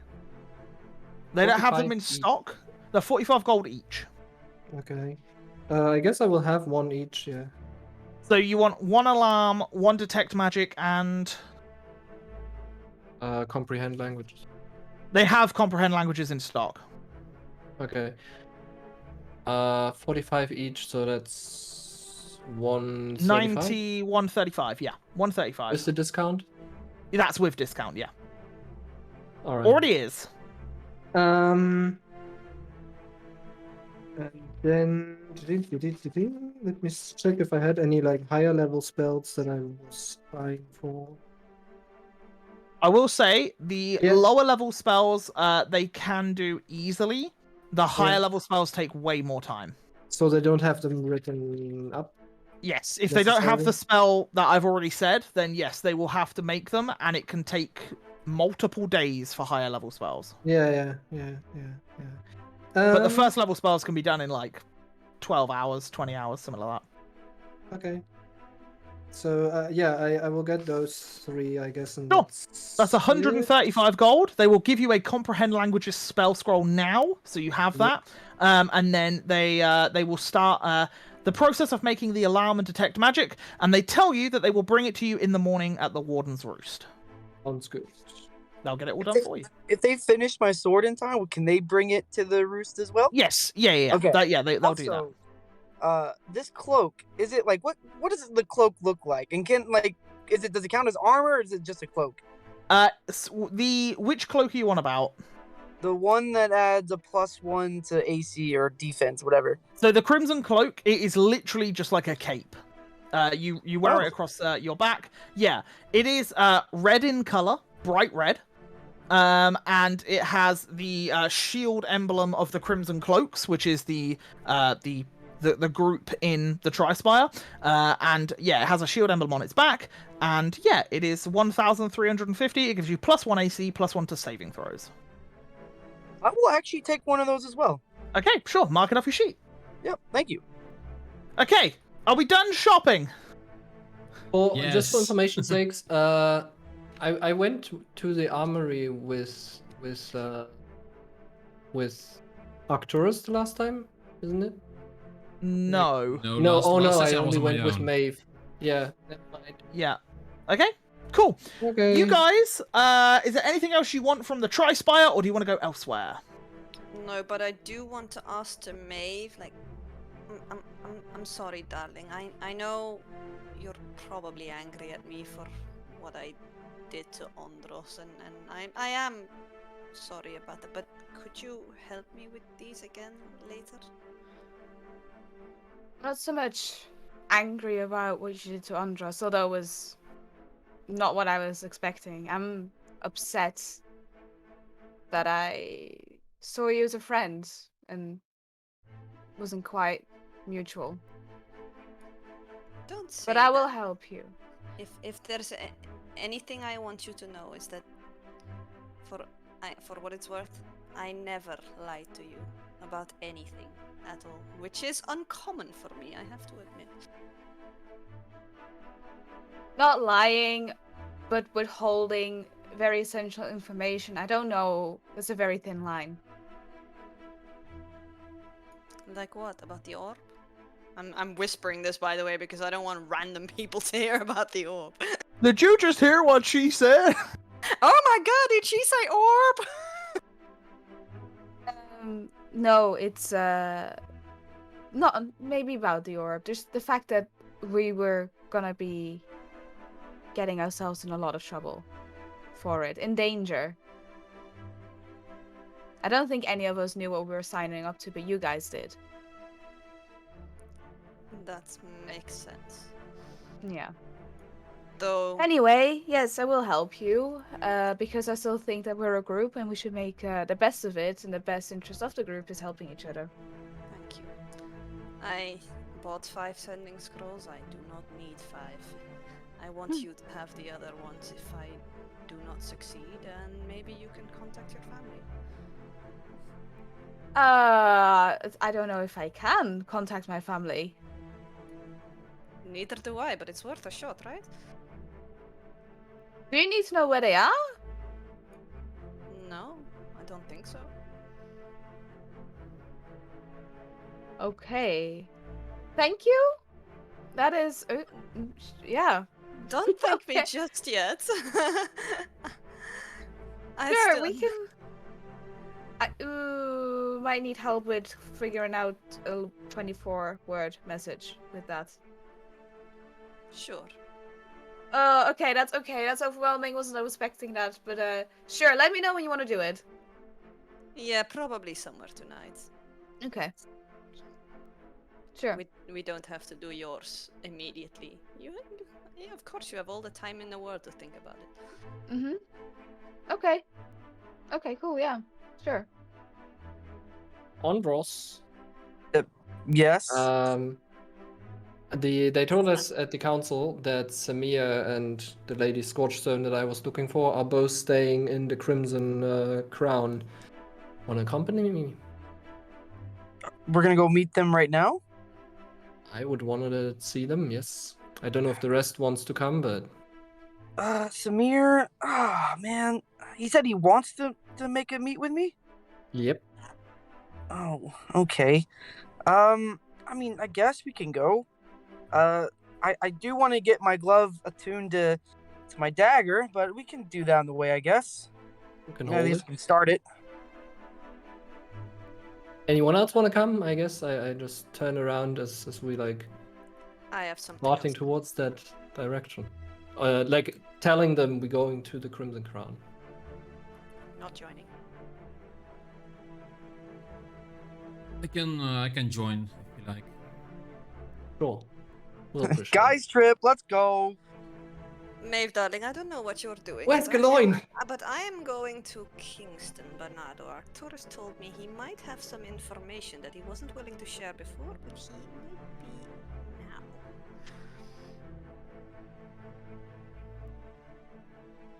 Muted. Thank you. Yeah, sure. Why not? Let's go. Maybe it'd be good to have a normal chat too. Yes, maybe the sending scrolls might come in even more handy afterwards. Perhaps, yeah. Okay. So the boys are going to the Crimson Crown. Boys, Galoin will Let's join go, the boys. boys! As the mention of the boys going there. So lads, stay out. As you, we'll come to the girls in a minute when they go to Kingston's. But yeah, you guys trek through the Amber Ward, and as you do, you realize just how bad the Amber Ward has been hit. It's not until this point that you start walking through the streets that this was the main assault of the Dragonborn's attack. You start to look at the rooftops, and you see groove marks in tiles of the roofs. You see a hole in the center of a house where clearly a drake of some sort has crash landed into a building. You can see that there are people trying to repair these problems, but this isn't a solution that will take a day or two. This is something that's going to take them weeks, months to fix and get back to what it used to be. You also see the Sigil, the tavern that once resided in the Amber Ward, completely reduced to rubble. You see many people trying to dig through the remains of the Sigil, looking for things that, or people that may still be bodies that still be beneath the rubble. You can see that the Amber Ward has taken a big hit. However, as you walk from one side of the Amber Ward to the other, that's when you come to the Crimson Crown. And luckily, the Crimson Crown seems to have avoided all signs of attack, as it is on the very, very edge of the Amber Ward and towards the Divine Ward, where a lot of it was protected. So, as you start walking towards the main doors of the Crimson Crown, you are ushered in as members of staff realize that you are the Wardens of Arkenvale, and the doors are opened for you. A complimentary bottle of champagne is given to whoever enters first, which I will say is Erhard at this point. And they usher you in. They inform you that all of you have access to the gambling rooms above. And as you walk on in and see and look around, you can see that this is actually quite lively. You can see that there's quite a few people in here, clearly residents of the Amber Ward that maybe no longer have a home to return to, but have sought refuge within the Crimson Crown. And in this place, yeah, there are many people drinking and many people having a good time. They seem to be really, like, partying and enjoying themselves. And while this is all happening, why don't all of you roll me a perception check to see if you can spot certain individuals in this tavern? While I look for some music. No, sorry. I know, no. That 14. This one, I think. I'll go 19. with.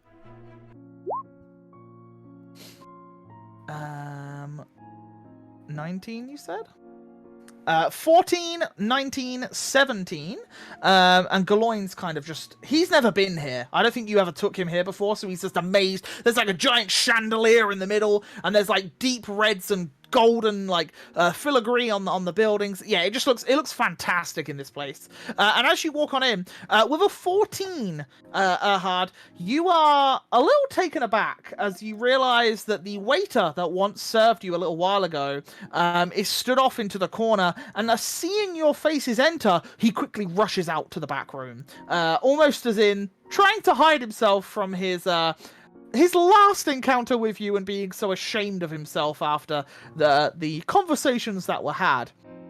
But as you begin to look around, Andros, you, in fact, and Arcturus, you both spot this, you see Lady Scorchstone sat at a booth with a couple of other individuals that look rather quirky. You see a very skinny, thin, dragonborn man wearing gold-rimmed spectacles, with various jewelry adorning him, and this bright blue and purple suit. He seems to be sipping on a glass of wine with Lady Scorchstone there as well, who seems to be enjoying herself as best as she can, but looks a little down in the dumps just a little bit. She doesn't look too happy. And also in this room, you do see a familiar face. You spot a very weaselly-looking man sat in a corner on his own, counting some coins and writing in a ledger. You recognize this man to be Sigbert's right-hand man when you first met him a long time ago.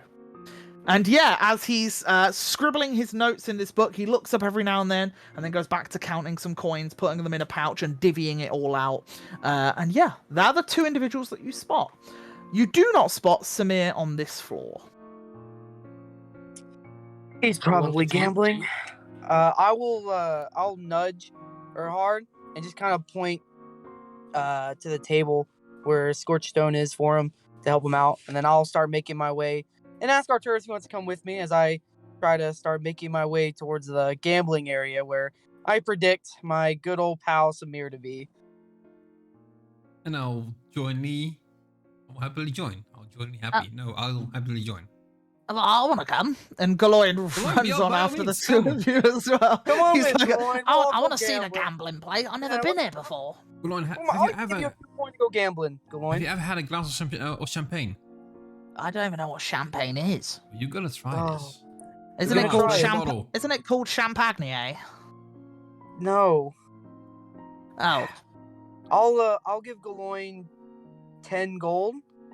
Oh. And be like, hey, when we get up there, go test out some gambling. See if you can maybe win some money for us. All right. Sure, thanks. Yeah. No problem. And I guess I'll lead them towards the gambling area. And I Ahad, will- do you make your way over? to Lady Scorchstone. Yeah, and we'll start with you, Ahad, as you walk on over to the booth that these two are sat in, and the Dragonborn looks at you and he says, There you go. Okay. Yeah. "Oh, you're not muted, Tim." As, Sorry. it's okay. As Arcturus says something to Galoin as they go upstairs, and yeah, you, Ahad, you see this Dragonborn man turn towards you, and he just says, "Well, can I help you with anything, sir?" Yeah, sure. You can let me talk to my lady friend here. You know each other. Well, excuse me. I'll be back in a moment, Scorchstone. And he stands up and he seems to leave the booth. And he gives you kind of like daggers for a second, Hard. And he seems to walk on over to the bar. And do you scoot into the booth with her? I will take a bow and introduce myself as being back, or like being here rather. Hello, good to see you again. It's good to see you too, Ahad. I wondered if you would had survived the attack and if you were in the city. The guards come and informed me that you wish to speak to me. What is it that you wish to speak on? Well, we let's say the city has tasked us with a mission, and it involves Novus. Right.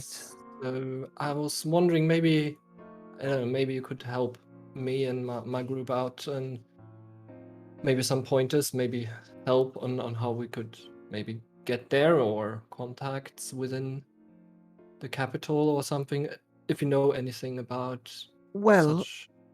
I have hired some sailors to take me from Karas. I plan on leaving within about the next 12 days. Once I get to Novus, my work will immediately start, as they seem to have found out what may be the problem with the airship. We believe that it is a faulty arcane repeater, so we are in search of finding another. It also seems to be the central repeater, which is the one that powers the majority of the ship. Okay. We just need to find the exact fault to it. That's at least the reports that I've heard. What with Sardonis and Arkenvale, my time here was pleasant, but it has turned rather sour. Well, I would love to offer my assistance in any way, if there's anything I can do, or well, we can do. Like my good friend Arcturus, he's rather proficient with machines and tinkering of magical sorts. Well, if you find yourself in Novus in the next 3 or so weeks, by all means, come and see me, and maybe you and Arcturus can shed some light on our problem, if we haven't already fixed it. Surely. Is by ship the fastest to get there? The safest, by sure. Yes. Novus, if you're unaware, is quite a dangerous land, but many of the people there have built the city atop the mountains. They leveled a few of the mountains to make room for the expansion of the city. In doing so, that means that the only accessible way is via the lifts.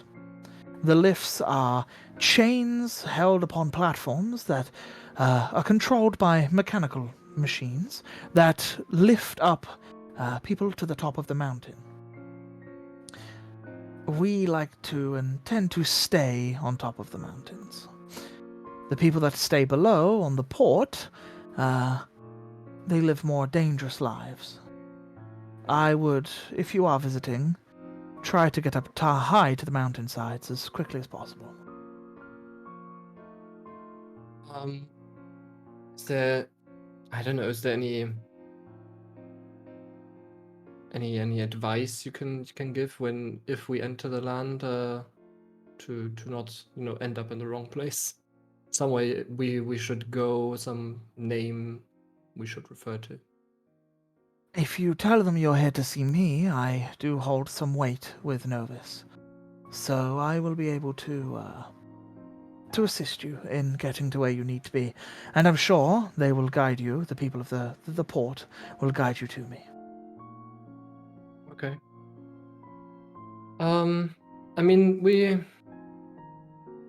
in all likelihood, we will go to Novus. We don't know how we're gonna get there yet, but hopefully we can get there soon. Well, as you've seen, the city has been under attack, and Arkenvale fears that this might not just...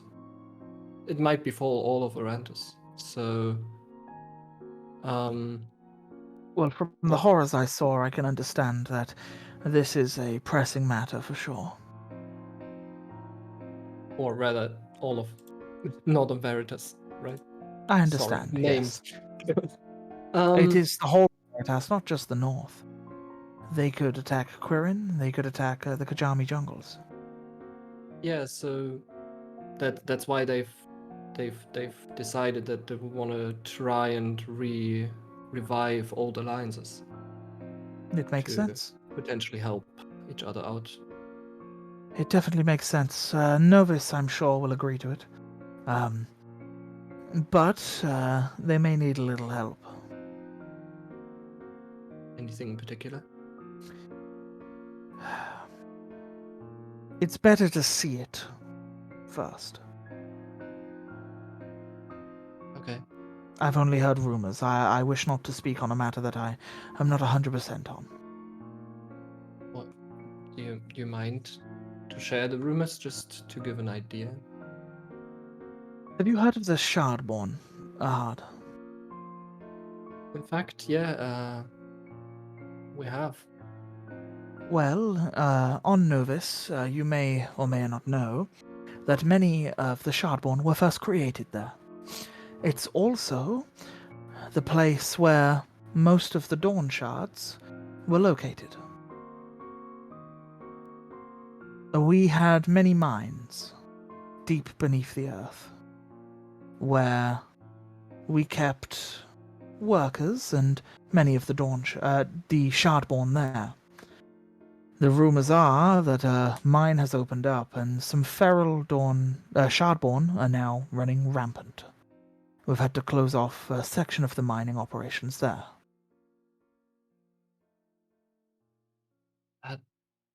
If it's true, that's definitely gonna be a If the scary place. If the Shardborn are able to ascend the mine shafts and head into the city, countless will die. I just hope it never comes to that. Admittedly, the tunnels are very deep. For the feral Shardborn to climb that high, it would take a while. But we'll Well, see. I Hopefully hope the it was rumors are safe. not true.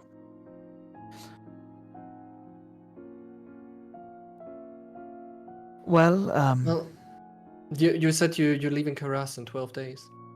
I'm leaving, yes, Karas in 12 days.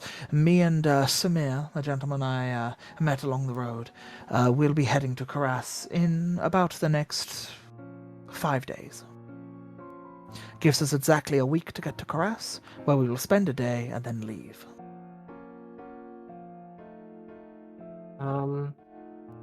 I don't know, yeah, how long our travels will take us, but who knows, maybe we'll catch up, but yeah. Other than that, we'll hopefully see you again in Novus. I hope the same to you, Ahad. It was a And it's pleasure good to see you again. Yes, and it's good to see you still breathing. Many brave people Yeah. died during that attack. Yeah, we managed to get out safely. And at this point, you can see she still looks a little sorrowful. Like it looks like she's still getting over the attack herself. She probably saw some things that terrified her. And she just gives your hand a little squeeze, and then she stands up. She takes her wine and she says, "It was a pleasure." And she walks out of the booth. All right. And yeah, you see her walk up to the bar and where the Dragonborn man is, and you can see the Dragonborn man kind of like looks at you again, and then she says something to him, and he kind of looks back at her, and then the two begin conversing. All right. I guess I will follow upstairs to Okay. the gambling. And as you go upstairs, the three of you, Arcturus, Andros, and Galoin, as you all go up there, the bouncer-esque people, there's a really big bugbear, like a really hairy bugbear man, stood there with like super long arms. He nods as you both walk past, and as you walk in, there are various gambling tables about, but one in particular, right in the center. There is a lot of fuss around. And Andros, you recognize the voice straight away, as you just hear, "Ah, you wish to take me for all of my coin. Well, you won't be doing that today, my friends, for I have come with plenty. Shall we put a little wager on here?" And you see him slide some, like, chips across the table. What do you guys do? I will, very, silently, make my way up, behind Samir, Mm-hmm. and I'll just put my hand on his shoulder and go, "Better be careful there, buddy. You might go home broke." Andros! Oh, it is so good to see you. What luck it has brought you here. Here, Yeah. take these. And he puts 2 dice in your hand. And he says, "You'll play this round?" Play this round? I don't gamble. Okay, listen. we used to gamble a little bit back, on where we were, but like I haven't done it in a while. I might be rusty. Andros, it is not about rust. It is not about playing in a little while. It is Right. about the luck of the cards. And I'm not But much in luck. this case, it is dice. And right now, I want you to roll. All right then. And It's only, look, Andros, it's only 2,000 gold. It's fine. 2,000 gold. Samir, for me, that's quite a bit of a change there. I'll Well, look, if you win, I'll give you some. How about that? You know what? I'll take that. And I'll roll. I'll roll the. I need you to draw me 2d20, please.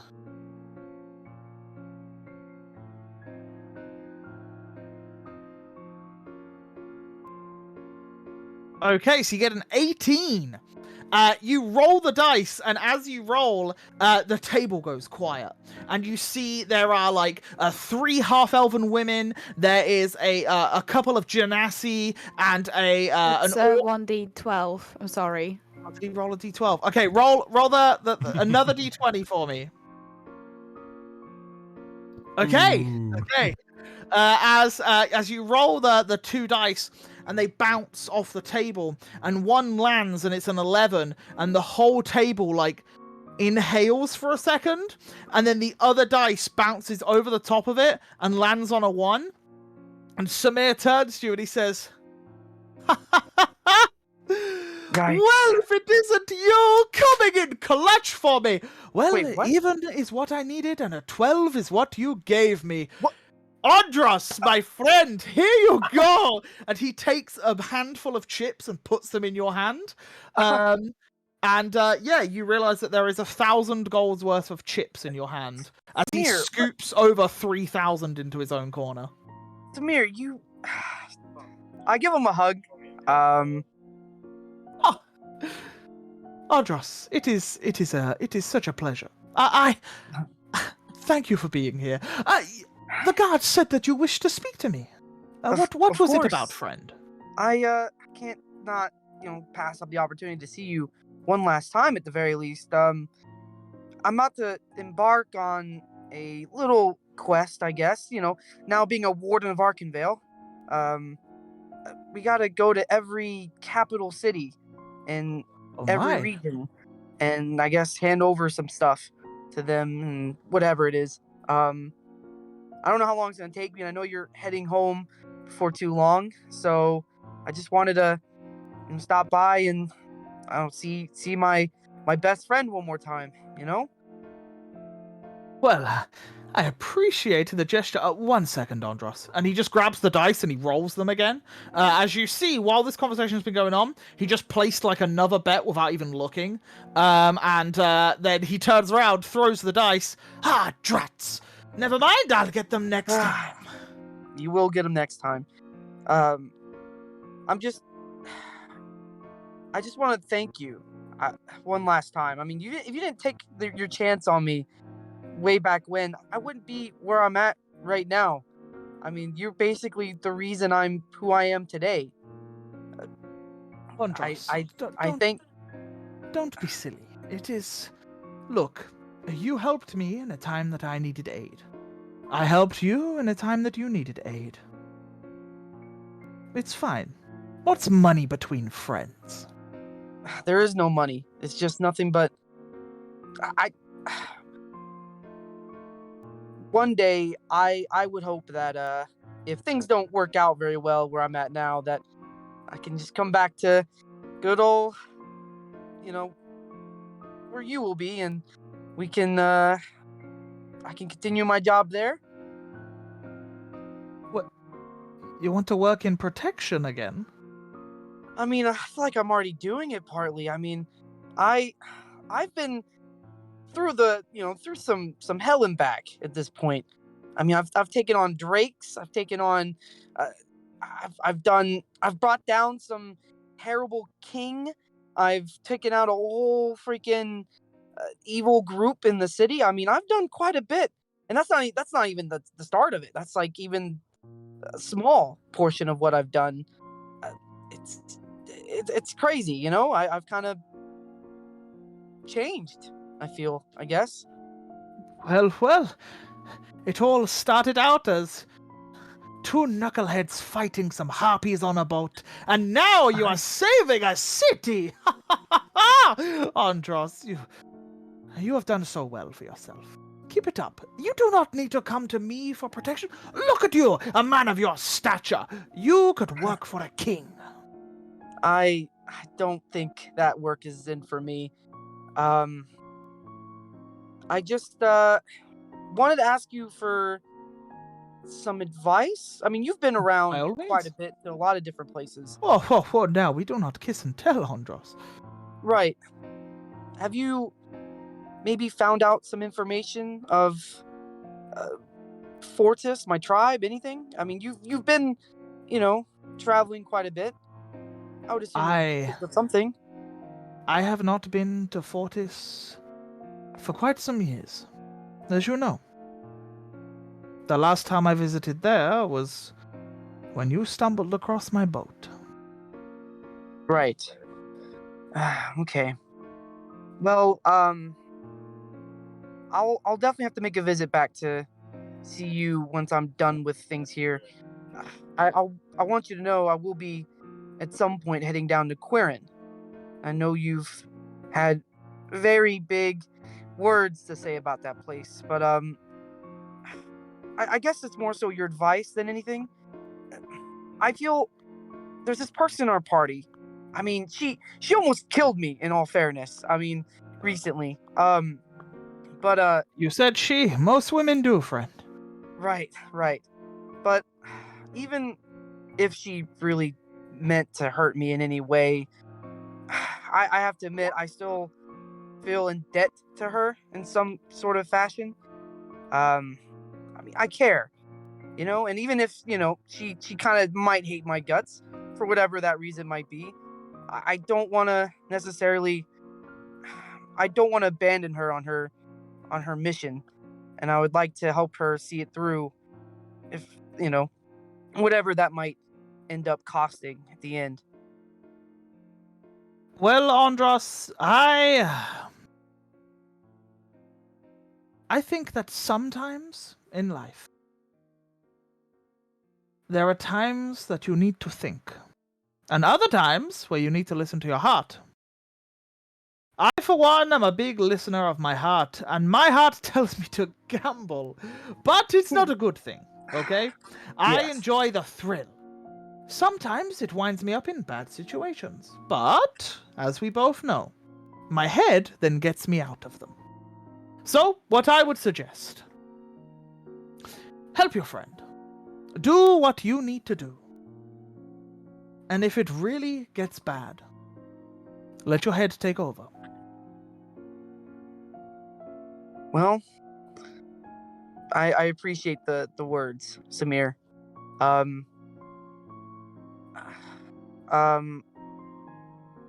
think I'll be fine. I mean, I got a good group, I guess. And even if I can't think my way out of things, I'm sure someone in this group can, at the very least. Yes, were you with that little halfling man over there? What? You mean Galoin? I do not know his name. I just saw the three of you walk in. Here, look, and he points over to Galoin, and you can just see Galoin just like throwing his arms in the air, just like yeah, like because he seems to have won at a table or something, and he's just like he's climbed up onto a stool and he's just like jumping up and down on the stool, and then you literally just see 20 golds worth of chips go in his direction, and you just see Galoin is like fucking ecstatic. That is my my good It's friend Galoin. adorable.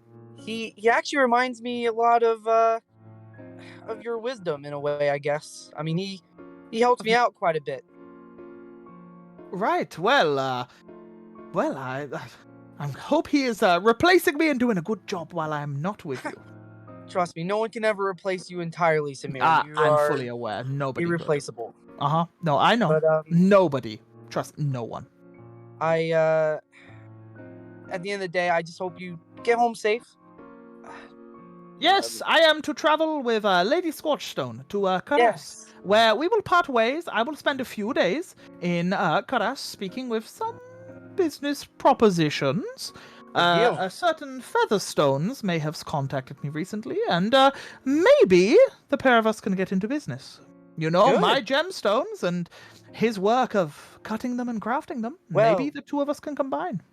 If you ever need to, play some contacts in the ground, I've recently helped the Featherstones quite a bit on some jobs. Whoa, You whoa, could whoa. easily throw my Excuse me. name in.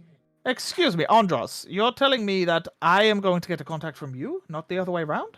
No. What I'm saying is you can use my name to maybe help you get a contact. This is what like I you mean. helped me. What? You're telling me that you know somebody and you could help me by me telling you your name? Well, Yeah, of course. well. Once again, Andros, you help me, I help you. Enjoy your 1,000 gold, and hopefully I will see you soon. Thank you. I will see you again, my friend. Take care, and I'll secretly I'll pull out a piece of platinum, and I'll slightly hand it over to him. Do a sleight of hand check. Okay. Oh shit. As you slide the coin into his pocket. Sleight of hand. Oh, it's Yeah, not good. skills near the bottom. Okay, and as you go to do it, he's like, "What are you doing in my pocket? Get out!" And he pulls your hand out. He's like, "Where did you find that platinum? I don't bring platinum here. It's had yours, it. isn't it? It Did you just is. try to put it in my pocket? Keep I it. did. No. Andros. I'll try again later. You know what? For that, dealer, all in." And he just pushes all of his coins onto a thing. And as soon as he says it, all the people around just rush round and they kind of push you away from the table for a second. And yeah, you just see that there is just this chaos now at this table as Samir's just gone all in on the next bet. I'll then turn to Arcturus and just kind of Yeah, give him a. and while you go to turn to Arcturus, just before, Arcturus, you're stood by this table with Galoin. Galoin has put all 10 gold in on one evens. He rolls, he gets evens, they give him 20 gold, and Galoin, like a little kid, is just super excited, stamping his feet, cheering as he grabs these 20 coins, and he just looks at you, Arcturus, with complete glee and happiness in his eyes. Oh, well done, Gorline. Well done. I actually won. You did. Was it beginner's luck or? Or maybe, yeah. I'm gonna go give Andros his money back, and then I've got 10 more gold. Yeah. You gonna gamble again? No, I'm not a fool. You could also. Oh, Andros, you lost the money. Arcturus. I'm It's as just honest as they come. I'm not it's really just gonna a do that, am suggestion. I? Take it as payment for your Look, service. you are a bad influence on me. I'm Uh, gonna go I and give guess. my money back to Andros. And none of this tricksy stuff, alright? All right. Come on, I'll buy us a drink. And he leads off to, he gets you 2 drinks. Andros, he gives you your 10 gold back. And I he don't shows take you it. that you don't take it? Nope. I tell him it's his money. Oh, well, that's really, really kind. Thanks, Andros. You won. You deserve to keep it. Yeah. Now I've got 2,200 gold. I don't know what I'm gonna do with that much There money. you go. You're pretty rich now. I don't know. Yeah. Maybe I you can't should buy believe- some new bling. I buy some can't new believe clothes. the Arkenvale Council gave me 2,000 gold for standing in a basement with them, but I'll You're take it. Warden of Arkenvale. Yeah. Stallone. You You are protected also them. the Rat King, if I remember correctly. I You did deserve- not protect them. I sat in a corner watching Estefan piss Well, himself. Well, if remember, we still have our lessons. I can easily teach you how to use a dagger, use a sword. I mean, whatever you wanna. Yeah, sure. We have a long road did ahead. I- Did I hear that we might be able to ride a griffin? That's what I heard, and I'm gonna be honest with you. That's the only reason I'm down to say yes. So That's quickly. the most exciting thing I've ever heard in my life. I know. Well, Mr. Warden of Arkenvale, these are the type of things you get to do. Yeah, I need to go shopping. Go get some new clothes. You need to. Yeah. You need to dress the attire. You know, what I mean, you gotta look I like need- a Warden of Arkenvale. I need a riding outfit. Yeah. You're well, right. not only that, I think you need to wear a nice jacket, maybe get your hair slicked back, maybe looking a little What's wrong nice. with my hair? Nothing's wrong with your hair. I'm just saying you should look like the most handsome. You already are, but I mean, you could look even more handsome and pick up all the ladies in these different cities. Think about Right. it. You can literally say you have a Loxodon as a guard, like as a bodyguard. Yeah, but that's not actually true. Anyway, it is. yeah, I need to go shopping. I want to get some All right. things. See ya, Gloin. Okay. See you later, guys. Bye. See ya. And he runs off and does his own thing. What is everyone doing? Is there any? We're going to Kingston Bernardo's, aren't we? Yes. As the pair of you head towards Kingston Bernardo's, let me grab my notes for it. As you both head towards the same building that you last saw him in, they do appear to still be within it. As you see the dwarven man at the window, just kind of looking back and forth, and as you come up to the door, he lets you in. And yeah, as you come on in to the main room, you see Kingston sat in a rocking chair, just rocking back and forth, and you can see he still looks to be in a bit of pain. But he looks much better than he once did. And as you both walk in, Shion, Maeve, it is a pleasure to see you both. The others not with you, just the pair of you? The others had some other things to do, I reckon. I don't know. Well, it must be my lucky day to have two women such as yourselves come and visit me. How may I help you? Are you Are alright? you still in pain? Yes, unfortunately, rest only heals so much. Cracked ribs is a thing that takes a lot of time. Okay. Lift up your shirt. Undressing me already? You've only just entered. And he starts to take his shirt off, and he's like, That's enough. That's not all the way. Not all the way. Not all the way. That's fine. I can't see anything. It's over my head. It's okay. What's going on? It's okay. I Help. put my hand on his rib cage and I cure wounds. You're gonna cure wounds? Okay. Yeah. Roll for the amount that you heal him. Can I just throw the spell on? Because I don't know. Yeah, go Is for it it. 1d6 or is it just Yeah. 1d6? I think it's a D8, but yeah, click the spell and yeah, it'll roll for you.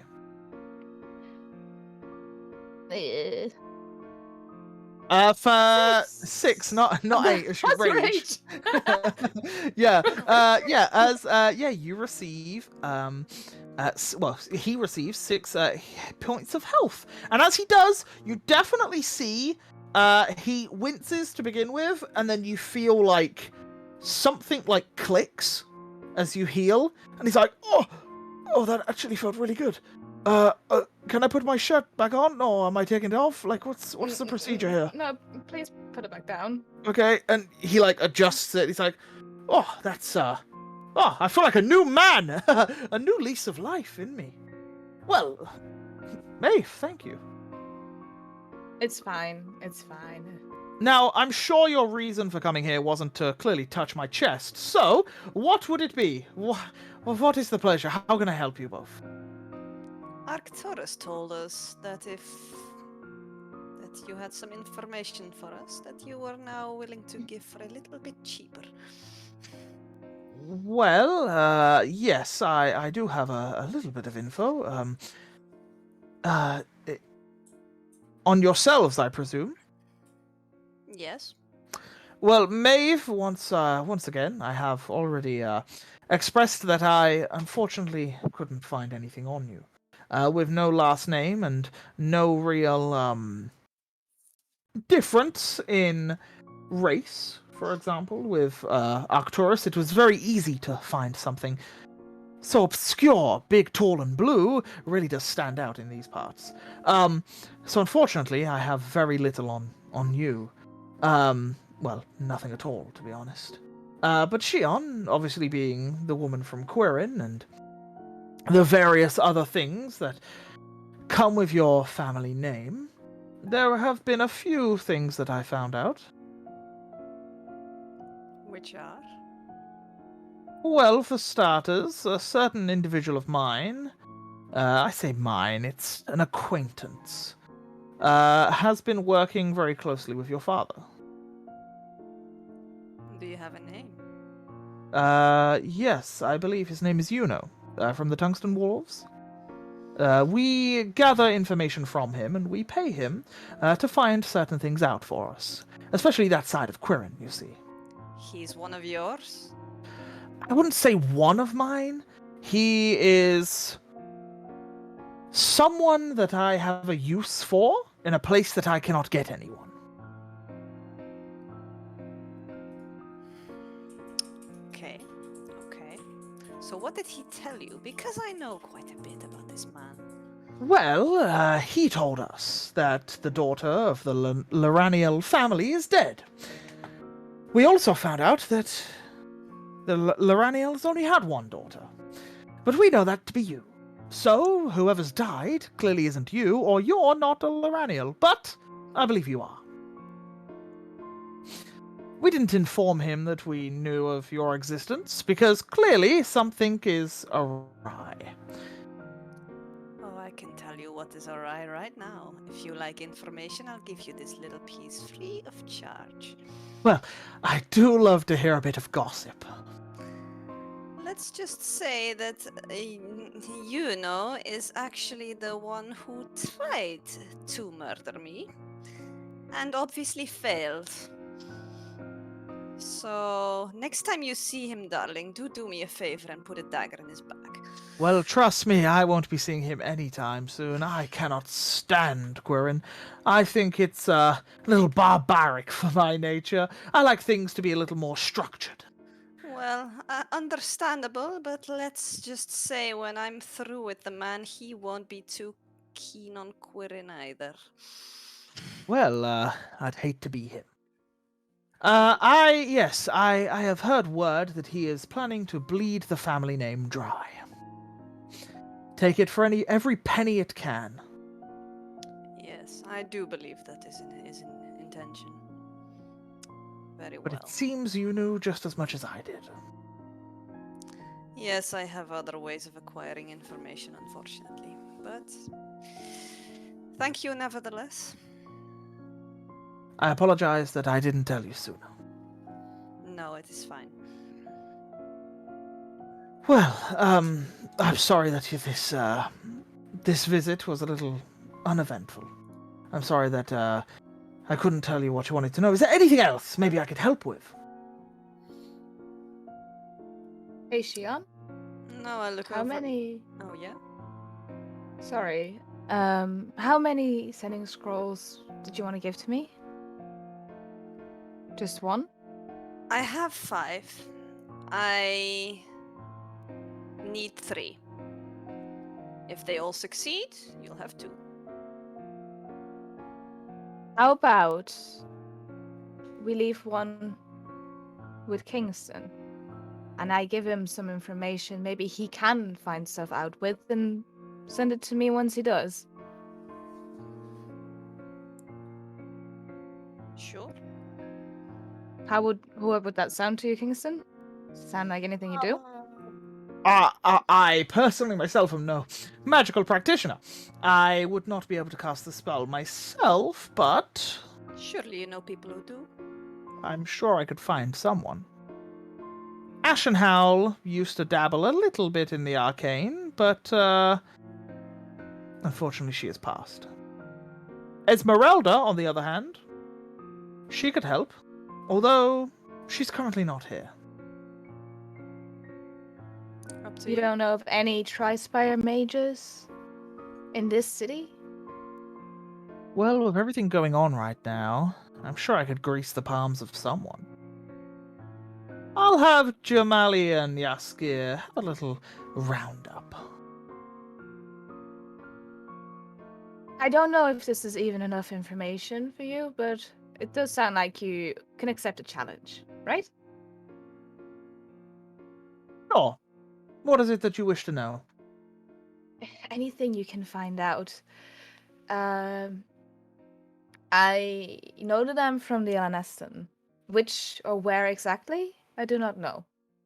But I saw my mother, who looks very much like me. Her name is Isla.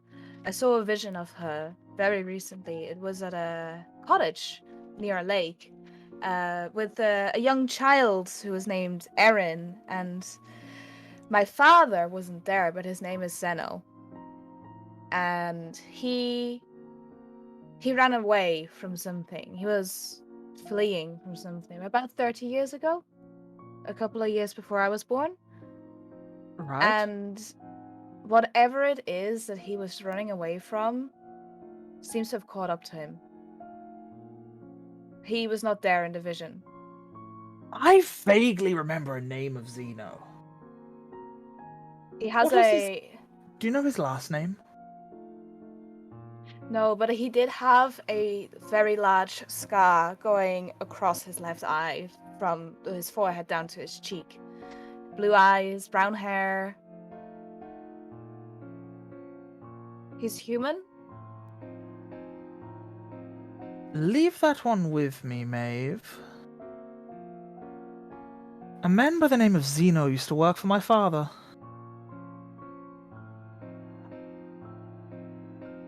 That's interesting. I don't know how many people have that name. And neither do I. What did he do? What did that Zeno work as? Well, we used to have an operation in Elenasta. We used to have... my father had spies everywhere. And we had operations within Seychelles. Unfortunately, the operations got a little wrapped up with the Golden Order. The Golden Order itself decided to try and eradicate the Bernardos from their city. A Zeno that I knew went toe-to-toe with the captain. And if I remember correctly, I'm sure Zeno killed him. Could be my dad. But how many years ago? 30 years ago? I think. I don't think they were together that long before I was born. Like I said, I'll look into it. It may just be a complete coincidence, and the two names are just two different people. But I'll look into it for you. Sure. Okay. And I'll look at Shion to maybe hand over a sending Yeah. scroll. Yeah, I'll hand the scroll over. Thank you. I have no idea what to do with this, but I'm sure Jamali and Yaskia will know. Okay. Good luck. Good luck to you, wherever you're going next. Yes, good luck. And if you do need anything, please do ask. You have done more than enough for me. Healing my wounds, saving me from the clutches of that horrible woman, and helping as many of my requisition out as possible. We appreciate you. Oh, and for not, telling us to the council. Of course not. All the best to you, Kingston. Thank you. Well, it was a pleasure. Time to me to have a bath, I think. Yeah. Now that He you likes- can breathe. Yeah, he stands up and he stretches a bit. He's like, oh, that's so much better. And yeah. He leads you both out, and as you leave, where do you head? I want to get one more stop. I don't know about you, but I want to go to a tailor to get myself a nice warm dress. Sure, we will say But, that you do so. quickly. Yeah, we will say that you do so. We won't RP it. You go towards... I've got a tailor's here. Give me a second. You go towards... When I find it, so many shops.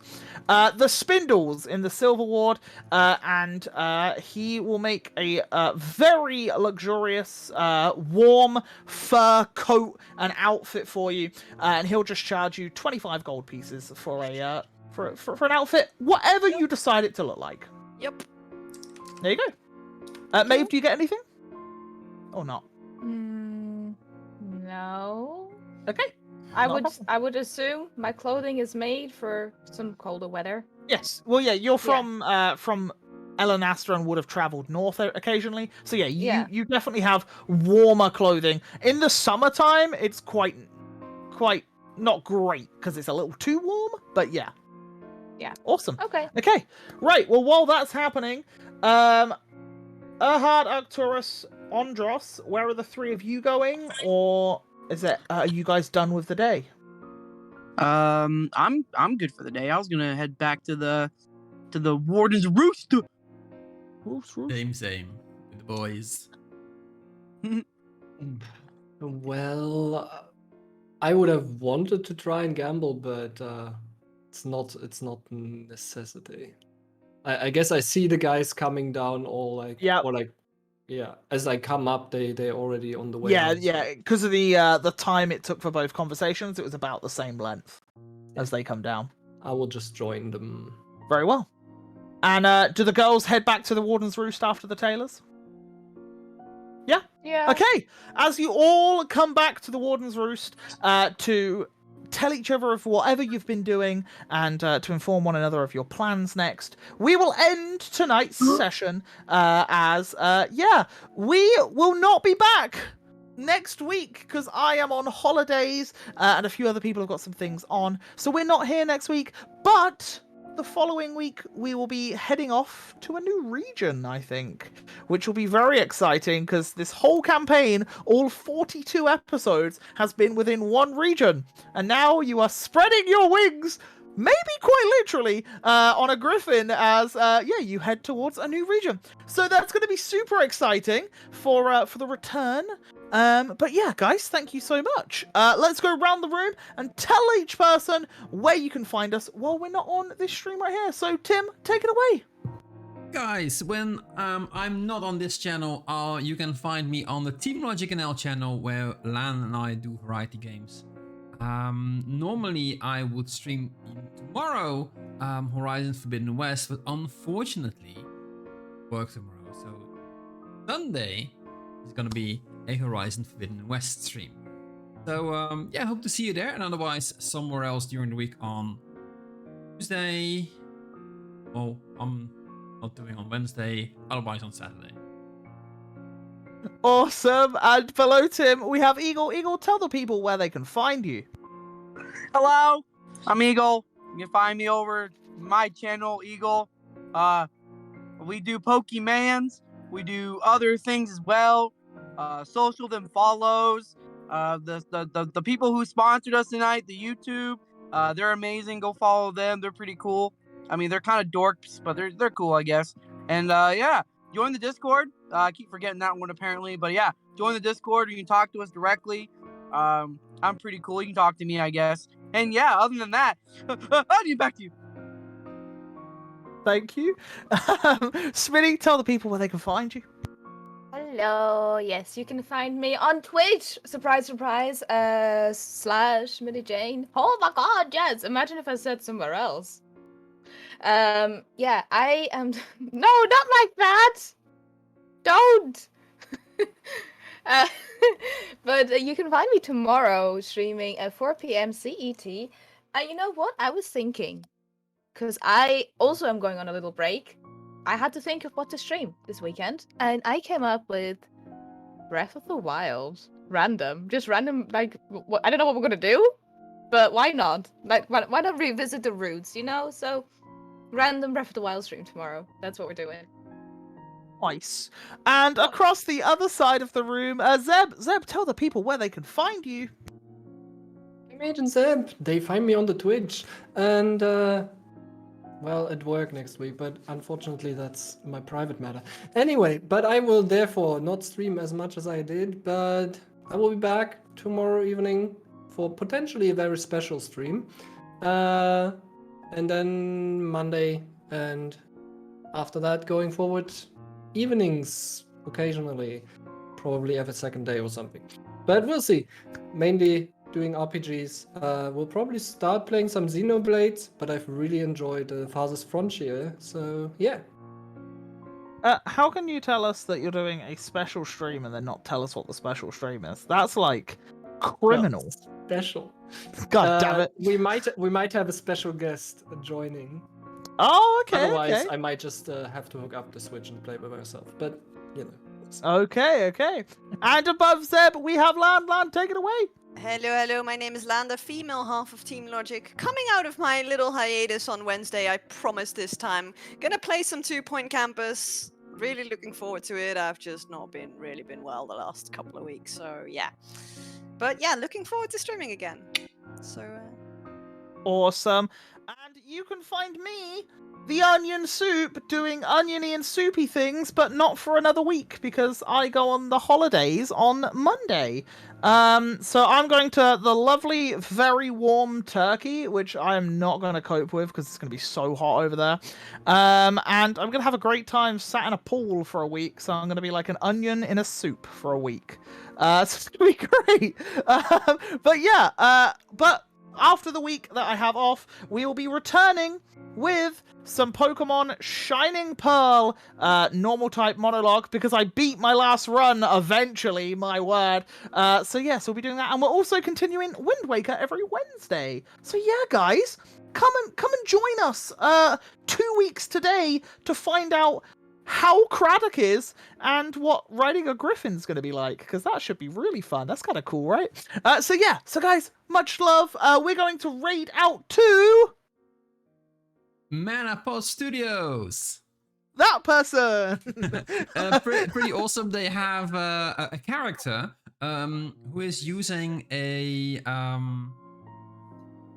filter where he is now looking like a zombie. So like a VTuber type situation? Oh, well, you'll see in a bit. Okay, cool. Well, we're going to go over there. As long as they're doing something D&D related, I assume. They do, yeah. Awesome. Cool. Yeah, well, we will head on over there.